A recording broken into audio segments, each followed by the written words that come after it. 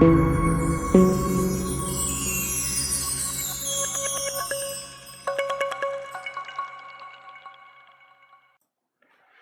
Dear students and viewers, आप लोग अच्छे होंगे, मैं उम्मीद करता हूं।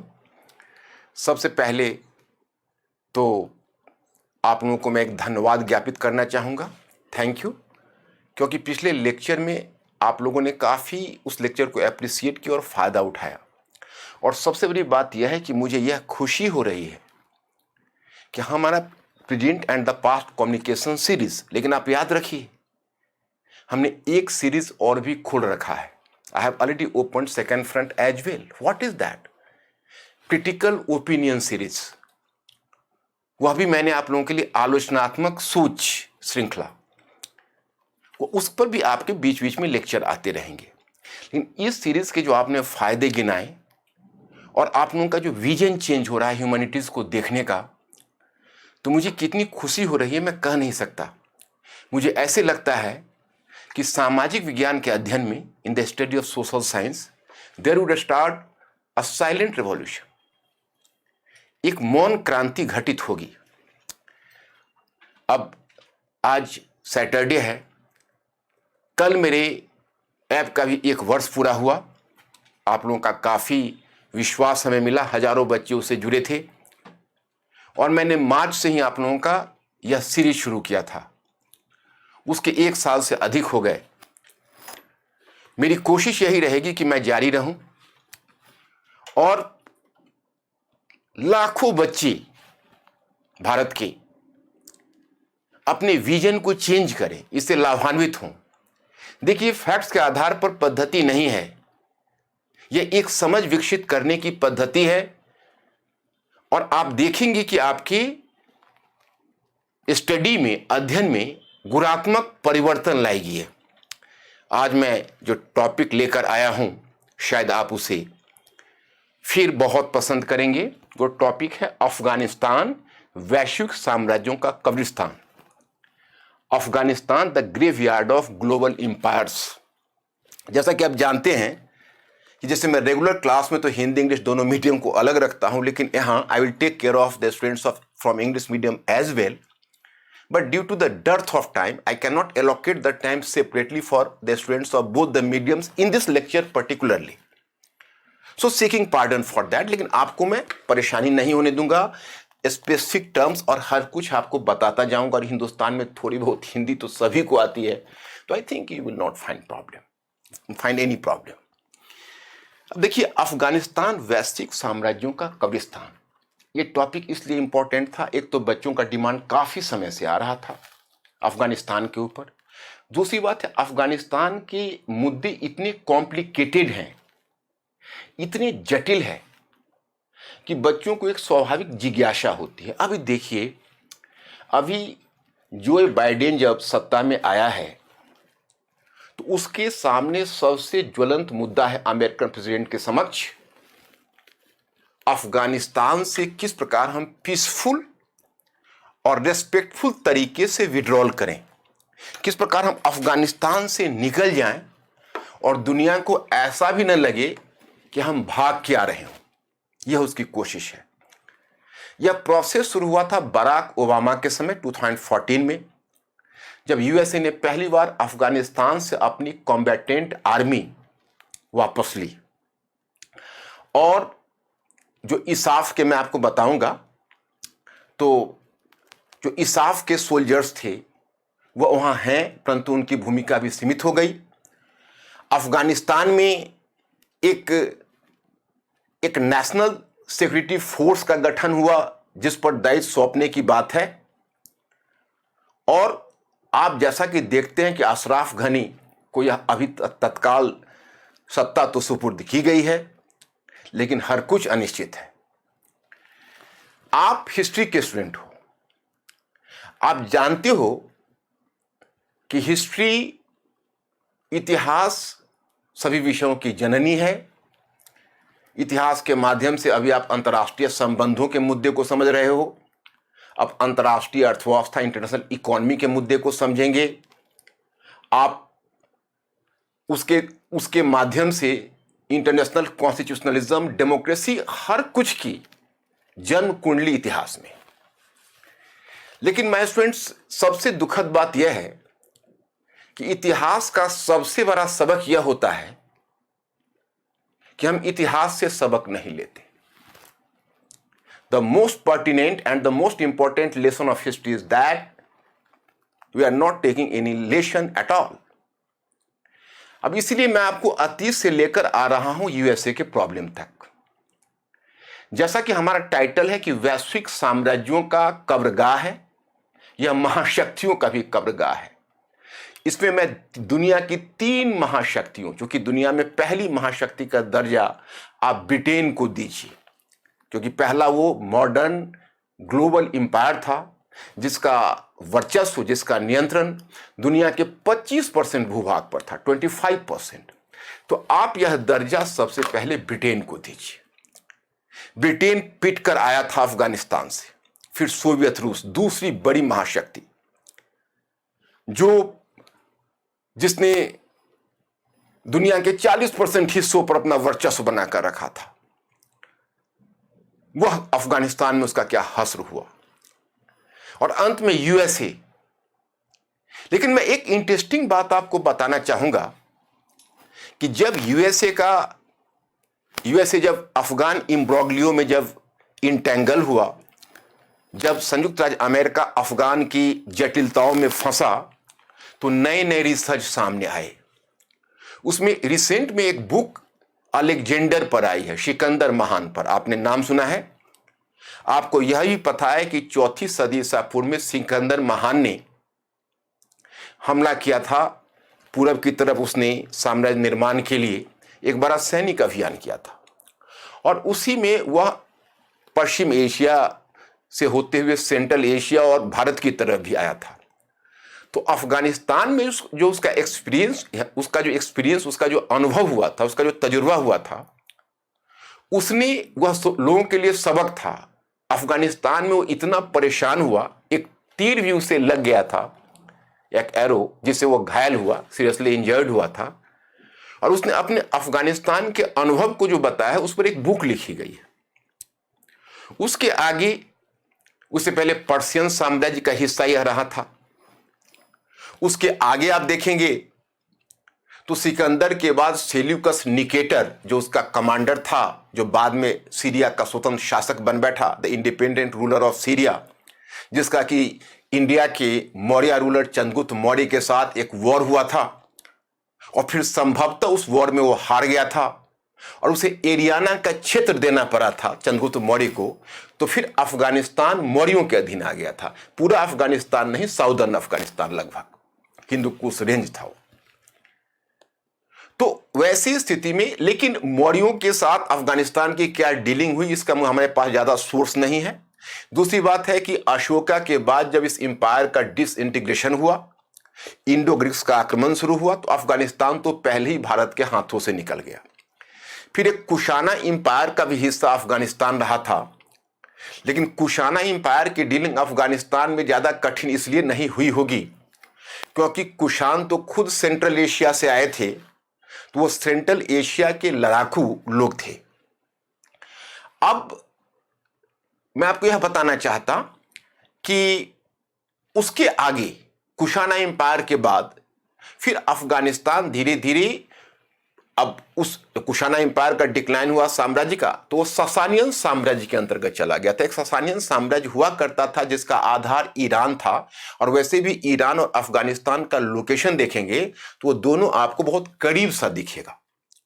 तो उसका नाम था सासानियन एम्पायर। लेकिन जब इस्लाम का उद्भव हुआ, एक्चुअली इतिहास में क्या होता है, मैं उधर आपको उलझाना नहीं चाहता, मैं आपको बड़े आराम से इन बातों को बताना चाहता कि एक के बाद दूसरे एम्पायर आते गए। ससानियन एम्पायर वो मुस्लिम एम्पायर नहीं था, उसको आप प्री मुस्लिम एम्पायर कह सकते हो, कि जब वह एक बड़े क्षेत्र पर कब्जा किया था, ईरान उसका आधार था। और लेकिन जब इस्लाम का उद्भव हुआ, पैगंबर मोहम्मद, और फिर पैगंबर मोहम्मद के बाद खलीफा आए, तो इस्लाम तो बड़ी ही एक, आप कह सकते हो उस समय बड़ा ही इन्वेडिंग पावर के रूप में आया था, बड़ी ही आक्रामक शक्ति के रूप में उदित हुआ था। तो इस्लाम ने जब अपना चौतरफा विस्तार करना शुरू किया था, उसमें वह मिस्र को जीता था, सीरिया को जीता, और फिर वह ईरान की तरफ बढ़ा और ईरान को जीता। तो उसके बाद ईरान के विजय के बाद धीरे धीरे अफगानिस्तान का इस्लामीकरण हुआ और इस्लामी शक्ति के अधीन अफगानिस्तान आ गया। तो तकरीबन आप मान के चले कि 1000 सी से लेकर ऑनवर्ड्स जो अफगानिस्तान है उसका इस्लामीकरण हुआ। देखिए, मैं आपको, आप हिस्ट्री के स्टूडेंट हो, अगर स्टूडेंट हिस्ट्री के डायरेक्ट नहीं हो तो इनडायरेक्ट तो आप हो ही। डायरेक्ट से मतलब है कि आपका ऑप्शनल है या आप किसी दूसरे पेशे में हो, लेकिन हिस्ट्री ही चूंकि बाकी विषयों के ज्ञान की कुंजी है, तो वैसे भी सभी लोगों को जानना और पढ़ना चाहिए। तो आपको जिज्ञासा होगी कि ये ईरान में, जैसे अफगानिस्तान का जब इस्लामीकरण हुआ, या ईरान का या मिस्र का, जहां भी इस्लाम की सेना गई वहां पर उसने विशुद्ध उसका इस्लामीकरण कर दिया। हिंदुस्तान ही ऐसा मुल्क है जिसका इस्लामीकरण नहीं हो सका। आप सोचिए कि भारत और पाकिस्तान का जब विभाजन हुआ उस समय भी भारत में मुस्लिमों की संख्या 25% ही थी, जो विभाजन के बाद कम होकर 12% हो गई। तो इसका मतलब है 75% उस समय भी नॉन मुस्लिम्स थे इंडिया में।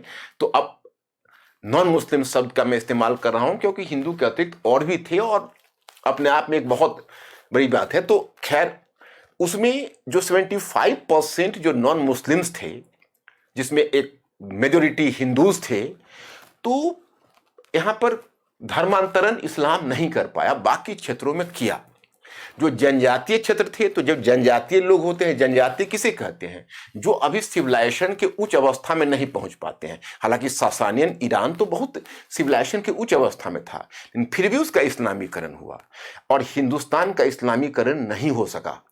यह एक पहला देश पूरी दुनिया में आपको मिलेगा जहां इस्लाम की सेना गई परंतु पूरी तरह इस्लामीकरण नहीं हो सका था। इसलिए हिंदुस्तान एक ऐसा मुल्क बना रहा जहां मुस्लिम अल्पसंख्यक बनकर आए थे और अल्पसंख्यक ही रह गए, वो बहुसंख्यक नहीं हो सके। This is the truth of history. हमें लगता है कि सभी लोगों को जानना चाहिए। तो खैर, ये बात हुई। अब उसके बाद चंगेज खान का उद्भव हुआ, मंगोल शक्ति का। देखो, मैं एक बात आपको बताता हूं। एक्चुअली एक मैंने अरब क्षेत्र पर बहुत पहले आपको लेक्चर दिया हुआ था, और अभी क्या है कि जब आप एक पार्ट का मैं लेक्चर देता हूं तो उसको मैं बैकग्राउंड से लेकर आपको कोशिश करता हूं कि कॉन्टेम्प्ररी पर आपको लाऊं। तो यह मेरी कोशिश इसलिए होती है कि ताकि धीरे धीरे आपकी आंखें खुले और आप एक से दूसरे को जोड़कर एक सोचने वाले प्राणी बन सके। तो आप जहां भी पढ़ेंगे, मेरा केवल रिक्वेस्ट ये है कि आप, जैसे आप पैलेस्टाइन और इजराइल की ही बात है, आज आप न्यूज़ सुन रहे हो, देख रहे हो कि यूएनओ लाचार है, यूएसए प्रपोजल को आगे नहीं बढ़ने देता है, फिलिस्तीनी क्षेत्र में त्राही त्राही हुआ पड़ा है। माने the Palestinians are, you can see the demolition of houses, a quite ugly scenes, you can say rocket attack and etcetera. तो कहते हो कि भाई इन्होंने चलाया था, पैलेस्टाइन ने नहीं चलाया था, हमास ने चलाया था। और कई बार क्या होता है कि कुछ जो उग्र लीडर होते हैं उसकी गलती की सजा जनता को झेलनी पड़ती है। यूएनओ फिर विफल रहा, यूएनओ कोई मीडिएशन नहीं कर सका। दुनिया देख रही है, इसमें सभी अपनी पॉलिटिक्स की रोटी सेक रहे हैं। अंत में जानते हैं, एक गुप्त वार्ता खुद इजराइल और हमास के बीच चल रही है। तो here I have to give you the information कि आज अगर आप ऐसे हमास पढ़ेंगे तो आप क्या समझेंगे, ये हमास कहां से आया, धरती फोड़ के आकाश से गिरा। तो जब मैं पीछे से आपको बताया कि देखो ये पैलेस्टाइन आया कैसे, यहूदी आए कैसे, तो मुझे लगता है कि अगर सभी मुद्दों का बैकग्राउंड आपका क्लियर हो जाए तो आप वैसे भी आपका जनरल स्टडीज का अधिकांश प्रॉब्लम सॉल्व हो जाएगा। चीजें हमें इसलिए याद नहीं रहती क्योंकि हमें बैकग्राउंड पता नहीं रहता। जिस दिन आपको यह सच्चाई ज्ञात हो जाएगी, अब इसके बाद देखिए ना, आप फिलिस्तीनी इजराइल वाले में अब जो डे टू डे बेसिस पर डेवलपमेंट हो रहा है उस पर आप नजर डालिए, उस पर नजर रखिए, उसको देखिए, ऑब्जर्व करिए। आप खुद देखेंगे कि आपका ज्ञान का कितना संवर्धन हो रहा है। You are increasing your knowledge automatically. जैसे हम ब्रीद लिख करते हैं ना, उसके लिए ऐसा नहीं कि हमको याद करना पड़ेगा। We have not to memorise them, not through rote learning, but through the simple method. हमें देखना है, इंटरेस्ट है, अच्छा आज क्या हुआ, अच्छा ठीक है, ये हमास और गवर्नमेंट के, ये इजराइल के गवर्नमेंट के बीच किन शर्तों पर वार्ता हो रही है, बाकी देशों की क्या प्रतिक्रिया है। तो ये सब नेचुरल एक हमारी प्रतिक्रिया होगी। तो खैर, अब उसके बाद मंगोलों का उद्भव हुआ। तो नॉर्मली क्या होता है कि सेंट्रल एशियन जो ट्राइब होते हैं, लोगों की एक आम धारणा है, अब लोग समझ ही नहीं पाते हैं कि भाई अफगानिस्तान में भी मुसलमान है, अरब क्षेत्र में भी मुसलमान है, कजाकिस्तान और उसके आसपास जितने हम देख रहे हैं, उज्बेकिस्तान, उसमें मुस्लिम जनसंख्या है, दक्षिण पूर्व एशिया में मुस्लिम जनसंख्या है, लेकिन लोग उनके बीच अंतर नहीं समझ पाते हैं कि ये क्या सारे मुसलमान एक हैं? क्या भारत में जो मुस्लिम हैं या दक्षिण एशिया के जो मुसलमान हैं? नहीं, इन सब का इस्लामीकरण अलग अलग समय में हुआ। और मैं आपको बताऊं कि कई बार अफगानिस्तान के जो डिफरेंट, ये कहते हैं जो मुजाहिदीन है, मुजाहिदीन कहते हैं वैसे मिलिशिया ग्रुप, मतलब वैसे क्या कर सकते हो, एक वारलॉर्ड्स भी कर सकते हो, एक सैनिक सामंत, कि जो इस्लामी विचारधारा के आधार पर संगठित होते हैं, तो मुजाहिदीन उन्हें हम बोलते हैं। That is called Islamized warlords were known as Mujahideen.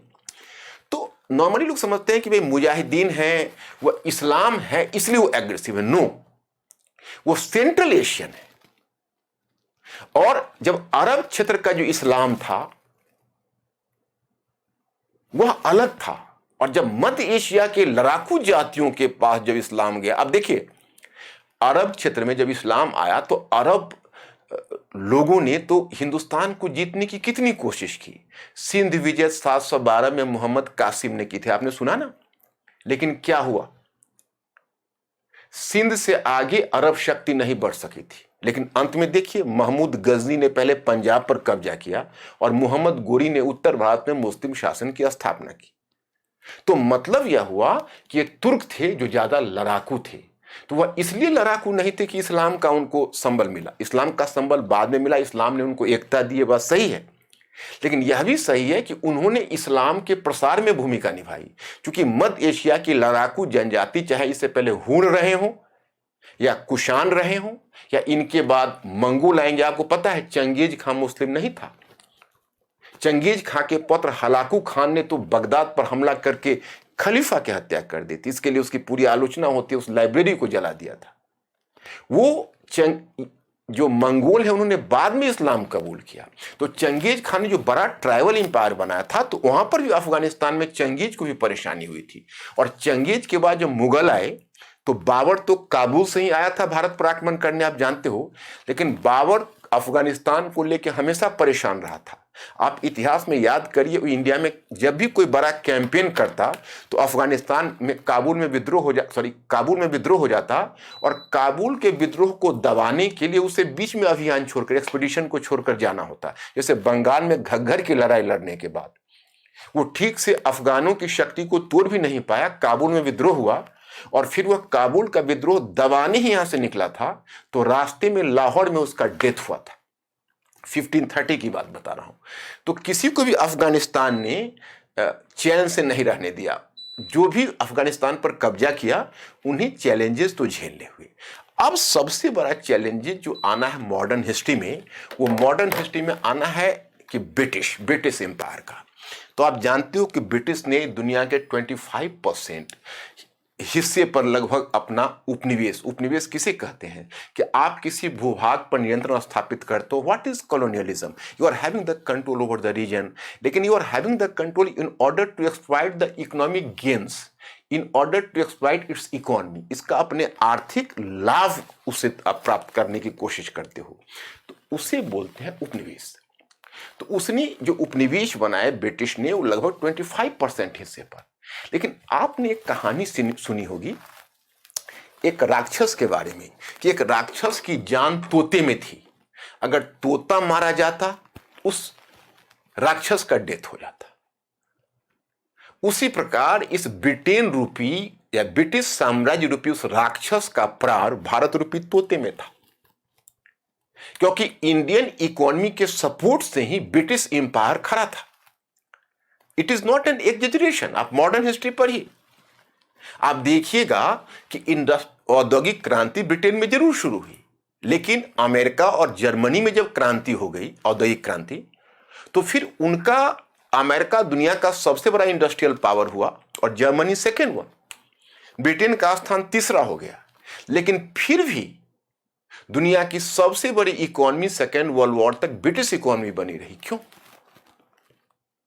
इसलिए कि उसे भारत के रिसोर्सेस का उसने खुलकर इस्तेमाल किया, और जिस दिन इंडिया उसके हाथ से निकला उस दिन वो एक नॉर्मल एक स्टेट बनकर रह गया। फिर वो अब सस्टेन नहीं कर सका उसका इकोनॉमी। तो मैं आपको यह बताने की कोशिश कर रहा हूं कि ब्रिटेन के लिए भारत बहुत ही इंपॉर्टेंट था। बल्कि अगर आप वर्ल्ड हिस्ट्री पढ़ोगे, यूरोपियन हिस्ट्री, तो उसमें आप एक चीज देखोगे कि ब्रिटेन का कभी यूरोप के कॉन्टिनेंटल पॉलिटिक्स में बहुत इंटरेस्ट नहीं रहा था। वो हमेशा अपने ओवरसीज इंपायर कहते हैं, अपने सामुद्रिक साम्राज्य में व्यस्त रहता था।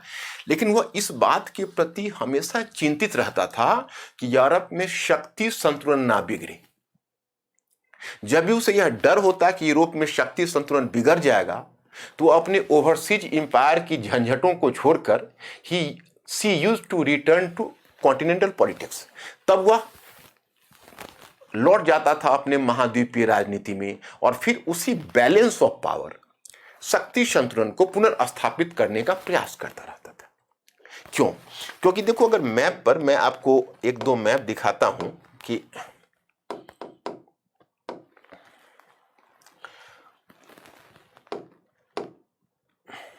जैसे ये तो खैर पुराना वाला टर्की नहीं है, पहले हुआ करता था ऑटोमन एम्पायर, ये जो क्षेत्र आप देख रहे हो, और ये आपका रशिया हुआ करता था, और ये हुआ था काला सागर। ओके, तो अब देखिए इसमें दिलचस्प चीज यह है कि काला सागर, और आप अगर काला सागर में देखेंगे तो ये जगह आज इस्तांबुल है, तब हुआ करता था कुस्तुनतुनिया। मतलब मैप पर आप देखेंगे तो वैसे भी कॉन्स्टेंटिनोपोल इसे बोलते थे।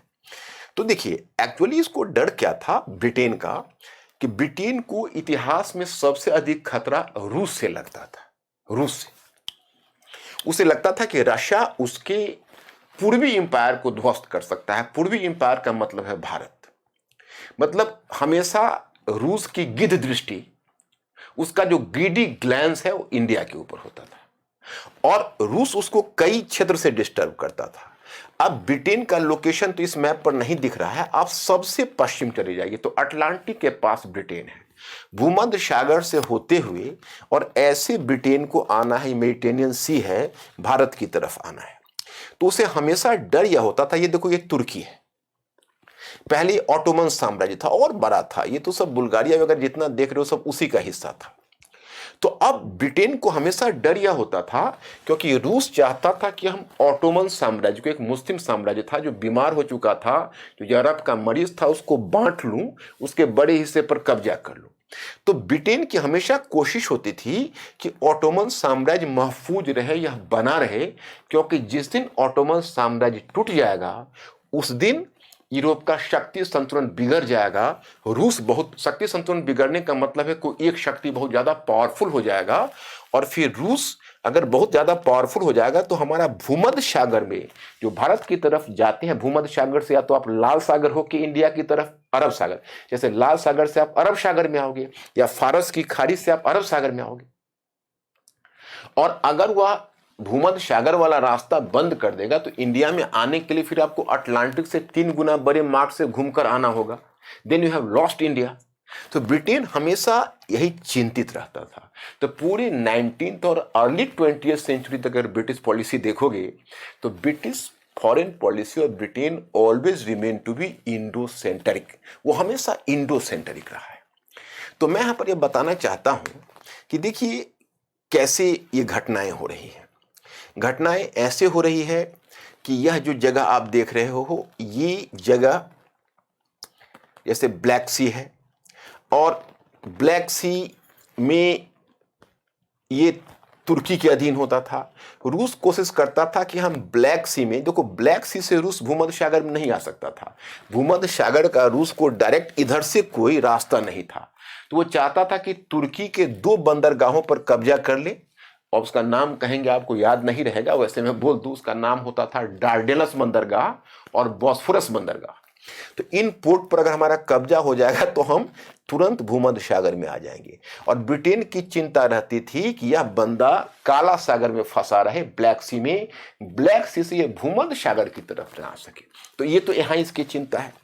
लेकिन रूस फिर इंडिया में दूसरी तरफ से भी प्रयास करता था। अगर आप मानचित्र पर देखोगे तो मानचित्र पर मैं आपको बताता हूं, जैसे ये हुआ अफगानिस्तान। ओके, तो अफगानिस्तान आज देखो, आज जो आप उज्बेकिस्तान, तुर्कमेनिस्तान, किर्गिस्तान देख रहे हो, तजाकिस्तान, तो यहां पर जब मैं बताने लगता हूं या कोई टॉपिक लेने लगता हूं तो मुझे यही चिंता सताती है कि बच्चों की स्थिति अभी है कि खिड़की आधी ही खुली हुई है। ये किर्गिस्तान और कजाकिस्तान, ये जितने भी आपको देख रहे हैं, तजाकिस्तान, तुर्कमेनिस्तान, ये सभी 91 में पैदा हुए। उससे पहले वो नहीं थे। क्यों नहीं थे? कहां थे वे उस समय सोवियत रूस के हिस्सा थे। सोवियत रूस का एक बहुत बड़ा एक अजगर जैसा साम्राज्य था, जो 91 में सोवियत रूस विघटित हो गया। आप लोगों को पता होगा, उस समय वो दुनिया की दूसरी बड़ी महाशक्ति था। और शीत युद्ध का आपने नाम सुना होगा, जिसने यूएसए के साथ शीत युद्ध लड़ा था। तो ये यही रूस था, लेकिन सोवियत रूस विघटित हुआ तो ये राज्य आए। तो ये अभी आपको राज्य दिख रहे हैं, तब नहीं हुआ करते थे। तो ये जो अफगानिस्तान का रीजन आप देख रहे हो, और अफगानिस्तान के बगल में इधर आपको ईरान दिखेगा, मिडल ईस्ट में। तो ईरान, इधर अफगानिस्तान हुआ, इधर ईरान हुआ। तो एक कोशिश रूस करता था, क्योंकि उसमें तुर्कमेनिस्तान, उज्बेकिस्तान, किर्गिस्तान नहीं था, ये सब रूस था। ये मैं आपको ये 19वीं सेंचुरी या अर्ली 20वीं सेंचुरी की बात बता रहा हूं, और ये मैं बात उस समय की बता रहा हूं जब रूस में साम्यवाद नहीं आया था या कम्युनिस्ट सरकार नहीं आई थी। रूस में कम्युनिस्ट सरकार कब आई है आपको पता है? 1917 में रूसी क्रांति हुई। उससे पहले वहां पर मोनार्की थी, राजतंत्र था। तो वह चाहता था, रूस चाहता था कि चलो या तो हम ईरान के रास्ते या अफगानिस्तान के रास्ते हम भारत में प्रवेश कर जाएं। तो ब्रिटेन हमेशा इसे रोकने की कोशिश करता था। तो वही मैंने आपके पीपीटी में, हालांकि पीपीटी पर आप लोग मेरी बातों को सुनकर जहां आवश्यक लगे वहां पर उसको नोट डाउन कर लेना। मैंने यहां पर दिया आधुनिक काल के 3 महाशक्तियों का अनुभव, experience of 3 super powers in modern age. और पहली महाशक्ति हमने ब्रिटिश की ही चर्चा की है। ब्रिटेन की स्थिति यह थी कि 19वीं सदी में रूसी भय से आक्रांत होकर ब्रिटिश का अफगान अभियान। अब ब्रिटिश की चिंता क्या होती थी कि इंडिया के संदर्भ में आप अगर मॉडर्न हिस्ट्री पढ़ोगे तो सिखों के संबंध में ब्रिटिश की नीति हो, अफगानिस्तान के संबंध में, मतलब पंजाब के संबंध, सिंध, पंजाब और अफगानिस्तान के संबंध में जो ब्रिटिश नीति थी वह रूसोफोबिया से ग्रस्त थी। रूसोफोबिया से ग्रस्त होने का मतलब यह हुआ कि उसको रूस का भय सता रहा था कि किसी समय रूस अफगानिस्तान पर न कब्जा कर ले, अफगानिस्तान के रास्ते भारत की तरफ ना बढ़ जाए। फिर वो राक्षस को डर था कि वो फिर मेरे भारत रूपी तोते के अगर गले मरोड़ दिया तो फिर मेरी हत्या हो जाएगी। समझ सकते हैं आप? तो रूस की पूरी नीति वही थी, ब्रिटेन की पूरी नीति रूसोफोबिया से ग्रस्त थी। तो मैं आपको बताना चाहूंगा कि यह पहली महाशक्ति था जिसने अफगानिस्तान में कदम रखने की कोशिश की थी। आप मॉडर्न हिस्ट्री में पढ़ोगे कि सबसे पहले तो ब्रिटेन से सबक लेना चाहिए था दुनिया की शक्तियों को। और मैं आपको बताऊं कि ब्रिटेन के विषय में कहा जाता है कि ब्रिटेन ने रूस पर एक तरह से रूस का रास्ता रोकने के लिए उसने अफगान पर कई अभियान किए। तो यहां पर मैंने आपको एक ऑथर के बारे में, रूसी ऑथर के बारे में हमने एक नाम दिया है, उसका नाम है रुडयार्ड किपलिंग। आपने नाम सुना है रुडयार्ड किपलिंग? देखिए, एक्चुअली मेरा बस चले तो मैं चाहूं कि स्टूडेंट्स को यह भी पता होना चाहिए कि बहुत सारे वेस्टर्न लेखक हैं, जैसे अब पैसेज टू इंडिया लिखा गया या किम लिखा गया, तो बहुत सारे ऐसे यूरोपियन लेखक हैं जिन्होंने भारत के बारे में, एशिया के बारे में पहले से लिखा है, एन एरिया ऑफ डार्कनेस। तो ये जो वेस्टर्न ऑथर्स होते थे उनका थोड़ा सा पूर्वाग्रहपूर्ण बाइज्ड अप्रोच होता था। वो हमेशा एशिया को, इंडिया को डिस्ग्रेस या नीचा दिखाने की कोशिश करते थे, लेकिन इंटरेस्ट भी रखते थे, उनके बारे में लिखते भी थे। तो रुडयार्ड किपलिंग कुछ उसी तरह के, या वही रुडयार्ड किपलिंग है जिसने व्हाइट्समैन बर्डन, श्वेतों के अधिभार की अवधारणा दी थी। तो रुडयार्ड किपलिंग के विषय में कहा जाता है कि किपलिंग ने इसके लिए एक टर्म दिया था, जो रूस और ब्रिटेन के बीच जो प्रतिस्पर्धा हुई थी, रुडयार्ड किपलिंग ने उसके लिए एक शब्द दिया था, द ग्रेट गेम। यही रुडयार्ड किपलिंग का शब्द है, ग्रेट गेम। यहां मैंने इंग्लिश में इसको लिख दिया, द ग्रेट गेम इसका नाम दिया था। अब वो ग्रेट गेम कैसे हुआ? तो रूस में। अब इस समय ब्रिटेन का गवर्नर जनरल ऑकलैंड था। तो ब्रिटेन का गवर्नर जनरल ऑकलैंड, वह ऑकलैंड को जब हिंदुस्तान में आया तो उसने देखा ब्रिटेन में भी चिंता व्यक्त की जा रही थी कि रूस अफगानिस्तान की तरफ विस्तार कर रहा है और अफगानिस्तान में एक मित्र, जिसे आप कह सकते हो कि एक कोई फ्रेंडली किंग होना चाहिए। तो हुआ था ऐसा कि अफगानिस्तान में अहमद शाह अब्दाली हुआ करता था शासक, उसका पौत्र था, ग्रैंडसन था, और उसका नाम था शाह सुजा। तो शाह सुजा को उसके अमीरों ने, चूंकि वहां पर तो बहुत सारे ट्राइब्स हैं, तो उन ट्राइब्स ने उन्हें गद्दी से हटा दिया, और उन्हें जब गद्दी से निष्कासित कर दिया तो फिर वह वहां से अपनी जान बचाकर और अपने साथ कुछ, मैं उसमें एक दिलचस्प बात मैं यह भी बताता हूं कि अपने साथ प्रसिद्ध डायमंड कोहिनूर हीरा लेकर भी आया। यह कोहिनूर हीरा यहां से उठाकर नादिर शाह ले गया था, और फिर नादिर शाह जो ईरान का शासक था, वह डायमंड फिर निकलकर कोहिनूर डायमंड आ गया था अफगानों के हाथों में। अब वह डायमंड लेकर हिंदुस्तान भागा। पहले गया सिख शासक रंजीत सिंह के दरबार में हेल्प के लिए। रंजीत सिंह ने उसे बहला फुसला कर डायमंड तो ले लिया, लेकिन कोई खास हेल्प नहीं किया। अब यहां से जब वो ऑकलैंड के पास जाता है, ऑकलैंड सोचता है सुनहरा मौका है, इसे हम गद्दी पर बैठाते हैं और इसके सारे अफगानिस्तान पर हमारा दबदबा बना रहेगा। उसने कोशिश की कि रंजीत सिंह को भी इन्वॉल्व करूं, लेकिन रंजीत सिंह इस मामले में कुछ ज़्यादा स्मार्ट निकले। वो ब्रिटिश को खास चारा नहीं डाला और उन्होंने अपनी सेना नहीं भेजी। ब्रिटिश ने उत्साह में आकर 16,500 सैनिक, 16,500 सैनिक भेज दिए, और वो सैनिक गया जाकर शाह सुजा को गद्दी पर बैठा दिया। और उस समय अफगान लोग ऐसे शांत रहे, ब्रिटिश को लगा कि पूरी जीत हो गई, this is a great victory, Auckland celebrate करने लगा। और नीचे ही नीचे, भीतर ही भीतर अफगान सुलग रहे थे। इस बात का अनुमान किसी को नहीं था। ये एक मैं आपको बताऊं कि द किंग ऑफ अफगानिस्तान करके विलियम डेलरिम्पल, जो जर्नलिस्ट टर्न हिस्टोरियन है, उनसे पहले जयपुर लिटरेचर फेस्टिवल में हमारी मुलाकात होती थी, लेकिन पिछली बार, इस बार भी तो ऑनलाइन ही हुआ, पिछली बार भी हम जा नहीं पाए। और हालांकि कोरोना का कहर तो बाद में शुरू हुआ, लेकिन फिर भी उसके पहले भी इतनी भीड़ होने लगी कि उसके पहले साल भी नहीं गए। लेकिन एक टाइम था कि हम वहाँ रेगुलर जाते थे।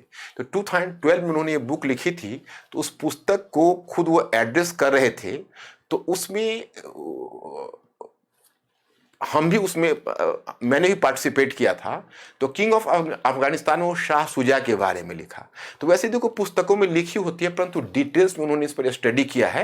यही डेलरिम्पल की अभी बैटल ऑफ पलासी पर रिसेंट में पिछली बार 2020 में उनकी बुक आई एक एनआर की, जो बैटल ऑफ पलासी और विशेषकर जो मुगल इंपरर शाह आलम द्वितीय को केंद्र में रखकर चलता है। तो उसी में हमें अभी तक याद है कि वो जिस स्टेडियम में चल रहा था प्रोग्राम, उसमें आगे की जो 3 रोज थे उस पर केवल संयोग ऐसा था कि वहां पर केवल यूरोपियंस लोग ही बैठे हुए थे, ब्रिटिश होंगे, फ्रेंच होंगे, जर्मन होंगे, व्हाट एवर में। लेकिन एक्चुअली वहां पर फर्स्ट कम फर्स्ट सर्व है, तो आपको सीट मिल गई तो आप बैठिए, नहीं तो खड़े रहिए वहां पर। और दूसरा कोई क्राइटेरिया नहीं, वहां पर आपको फिल्मी एक्टर भी खड़े दिखेंगे।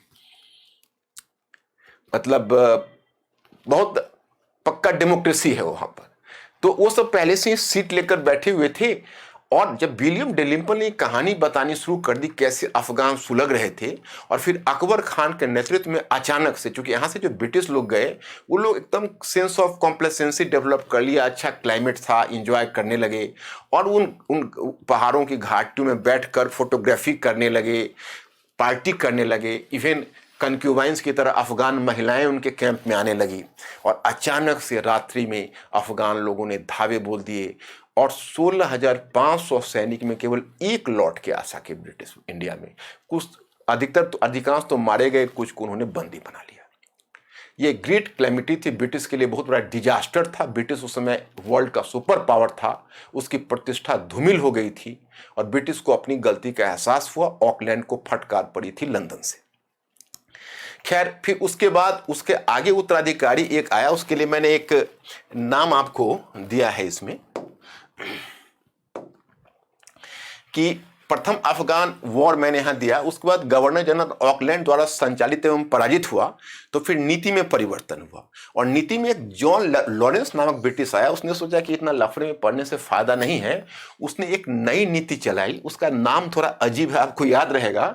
उस नीति को कहते हैं the policy of masterly inactivity. The policy of masterly inactivity मतलब महान अकर्मण्यता की नीति। महान अकर्मण्यता की नीति का मतलब यह हुआ कि भाई हमें अफगानिस्तान के मामले में अब हस्तक्षेप नहीं करना है, जो भी किंग बने उसे हम स्वीकृति देकर हट जाएंगे।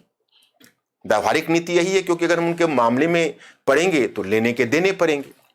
तो ये नीति वो चलाते रहे, लेकिन फिर देखा कि धीरे धीरे रूस का प्रभाव अफगानिस्तान पर बढ़ता जा रहा है।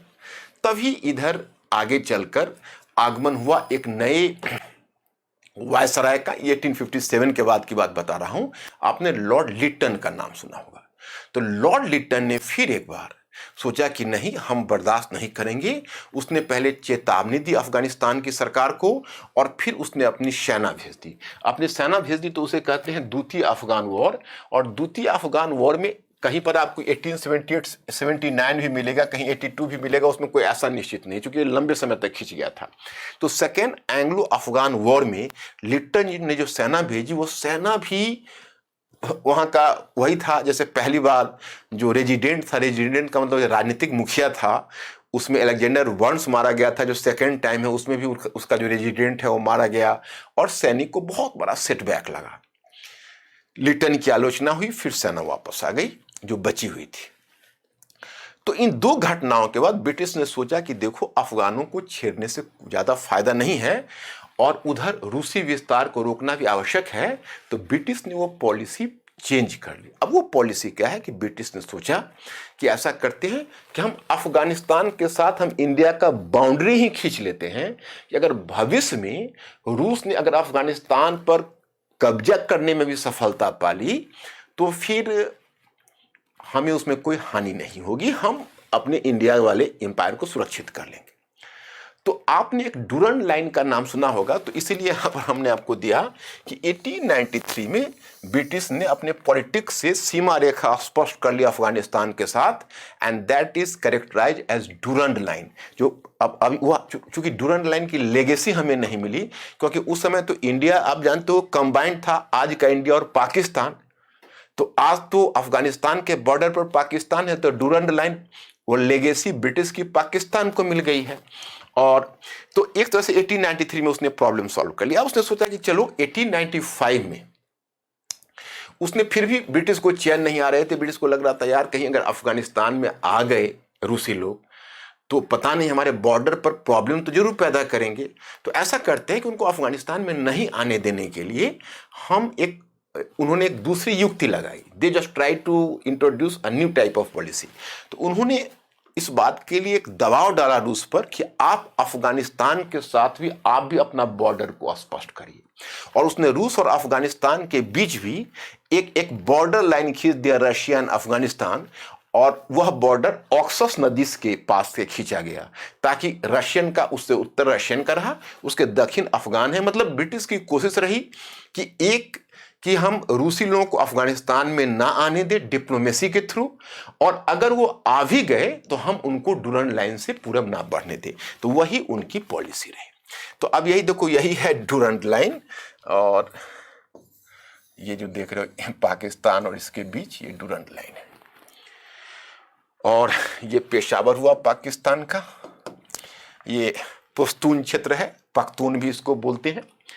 और इधर भी ये जो आपको ये जो आपको यहाँ पर जो दिखते हैं एक ही कलर जो पाकिस्तान के अंदर और अफगानिस्तान के हैं, ये अभी बहुत बड़ा विवाद का कारण है इंडिया और पाकिस्तान और अफगानिस्तान के बीच। क्योंकि अफगानिस्तान अब इस डूरंड लाइन को मानने के लिए तैयार नहीं है, और यही पाकिस्तान की सबसे बड़ी चिंता है। और पाकिस्तान की जो अफगान पॉलिसी है वो कहीं ना कहीं डूरंड लाइन से ही प्रभावित है। आगे इसकी हम चर्चा कर देंगे। अब थोड़ा सा मैं आपको अफगानिस्तान का ट्रेट बता दूं कि आखिर ये था क्या।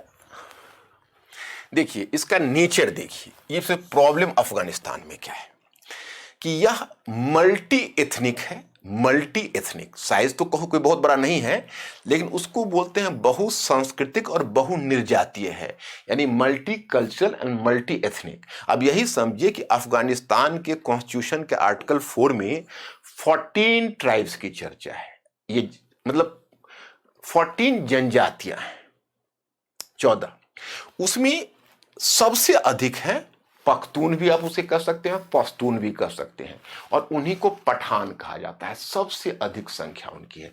अभी नॉर्मली, अभी जो रिसेंट तो डेटा नहीं आया है, लेकिन जो अनुमान किया जाता है कि आज अफगानिस्तान में आज भी 42% पख्तून है, यानी पख्तून या पठान।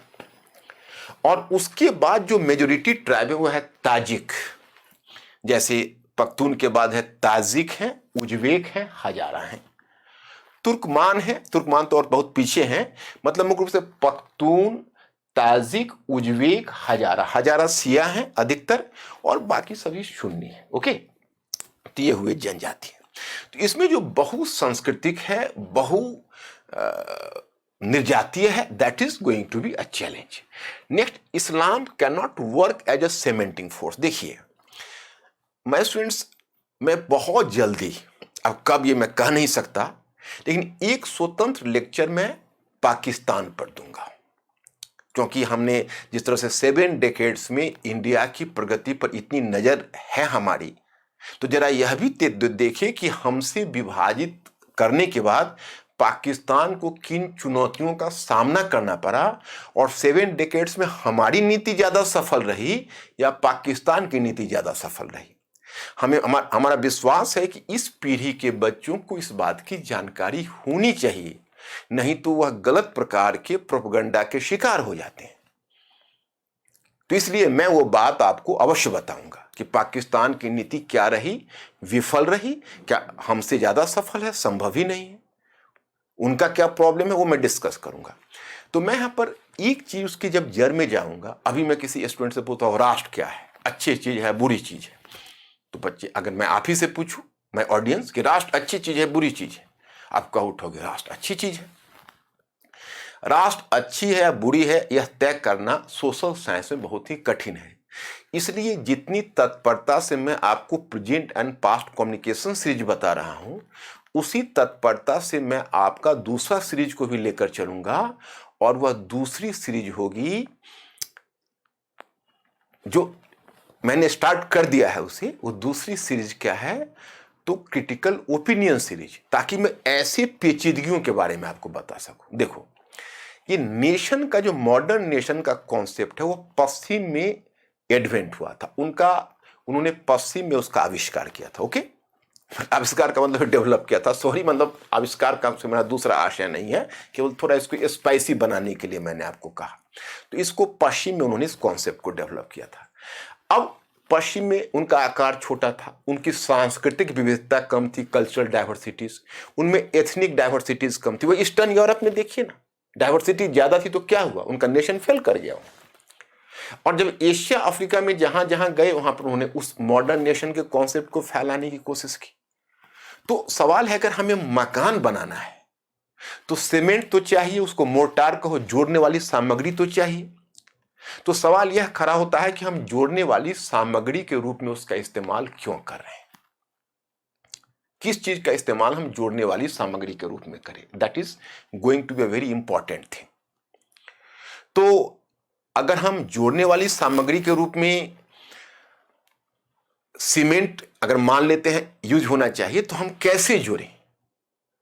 तो पश्चिमी देशों ने उसे जोड़ लिया था डेमोक्रेसी, प्रजातंत्र, उदारवाद, कल्चरल यूनिफॉर्मिटी, सांस्कृतिक एकरूपता, एक भाषा, लिंग्विस्टिक, एक जर्मन भाषा के आधार पर जर्मन राष्ट्र, और अंग्रेजी भाषा के आधार पर ब्रिटिश राष्ट्र, एंड फ्रेंच भाषा के आधार पर फ्रेंच राष्ट्र। लेकिन वह चीज एशिया और अफ्रीका में नहीं थी, वहां बड़ी विविधता थी। भारत को इस बात का क्रेडिट आपको देना पड़ेगा, इंडिया को, कि इंडिया ने इतनी विविधता के बावजूद भी अपने आप को राष्ट्र ही नहीं बनाया, दुनिया के सामने एक मिसाल रखी। मैंने एक लेक्चर पीछे दिया हुआ है, जिसको शायद स्टूडेंट्स को जितनी समझ होनी चाहिए थी, हमें लगता है उतना कद्र उसका नहीं हुआ। मैंने वो लेक्चर दिया हुआ है, कभी यूट्यूब पर रखकर देखना, कि भारत की स्वतंत्रता से अधिक बड़ी चुनौती थी राष्ट्र निर्माण।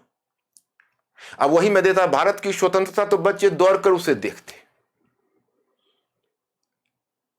लेकिन अगर वही मैं दिया राष्ट्र निर्माण, जो आपको किसी पुस्तक में नहीं मिलेगा और आपकी समझदारी डेवलप होगी उससे, मिलेगा पुस्तक में, लेकिन उसके लिए आपको रिसर्च करना पड़ेगा, और मेरा तो वेल रिसर्च्ड है। तो वहां पर मैंने इस चुनौती के बारे में बताया है कि राष्ट्र निर्माण कितनी बड़ी चुनौती थी। और फिर वह चीज मुस्लिम देशों के समक्ष भी आया, तो उन्हें यह लगता था कि हम इस्लाम के आधार पर राष्ट्र का निर्माण कर लेंगे। पाकिस्तान ने भी सोचा कि एक धर्म के आधार पर हम राष्ट्र का निर्माण करेंगे। चलिए, एक लेक्चर में हम पाकिस्तान का भी एक्सपीरियंस देखेंगे कि धर्म के आधार पर जो राष्ट्र को गठित करने का पाकिस्तान ने बीड़ा उठाया, उसमें पाकिस्तान को कितनी सफलता मिली।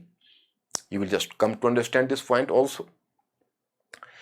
तो हम इस पहलू को पर भी चर्चा करेंगे और आपसे हमारी वार्ता इस मुद्दे पर होगी।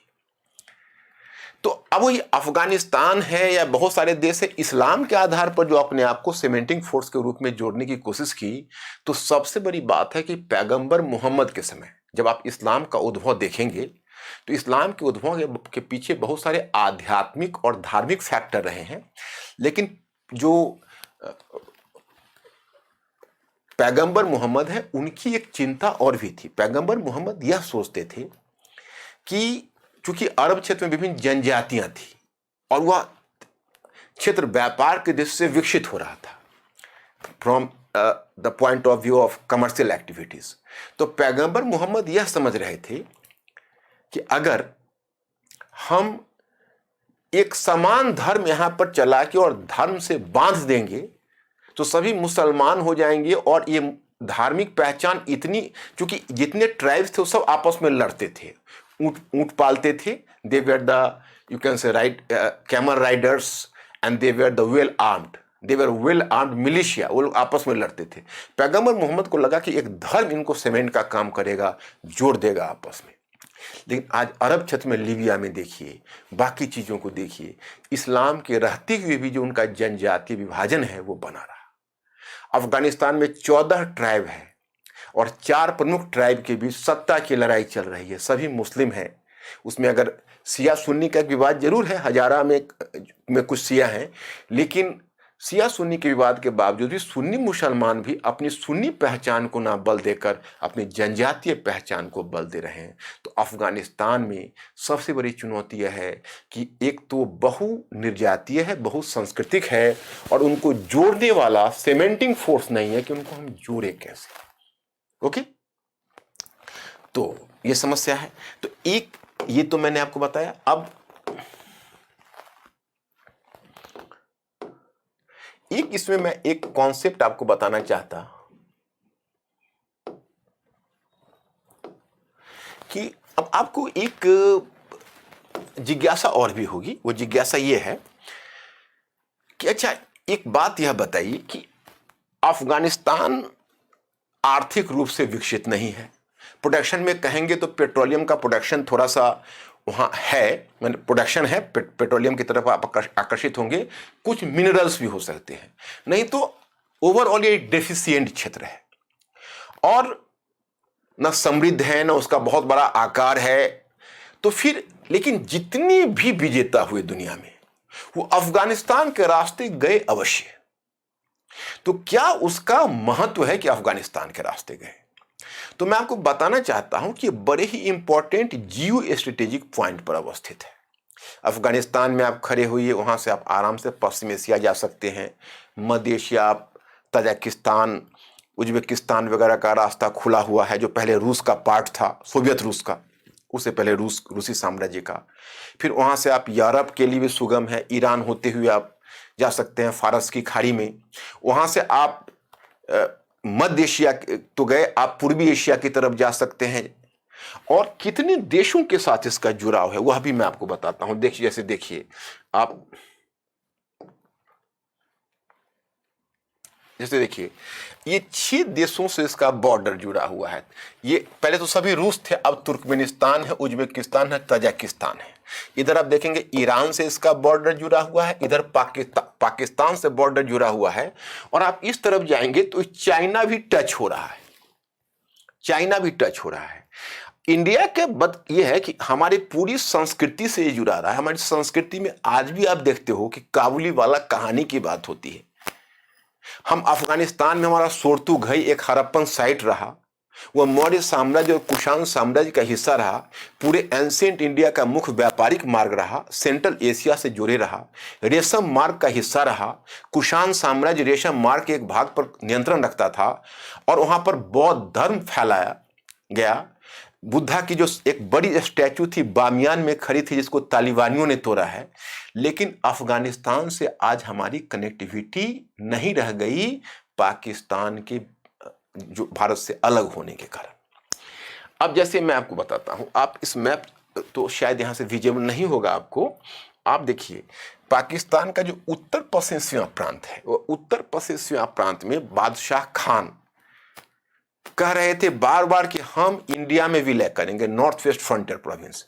वो अफगानिस्तान के बॉर्डर पर है, वहां पर पश्तून या पख्तून जनसंख्या है।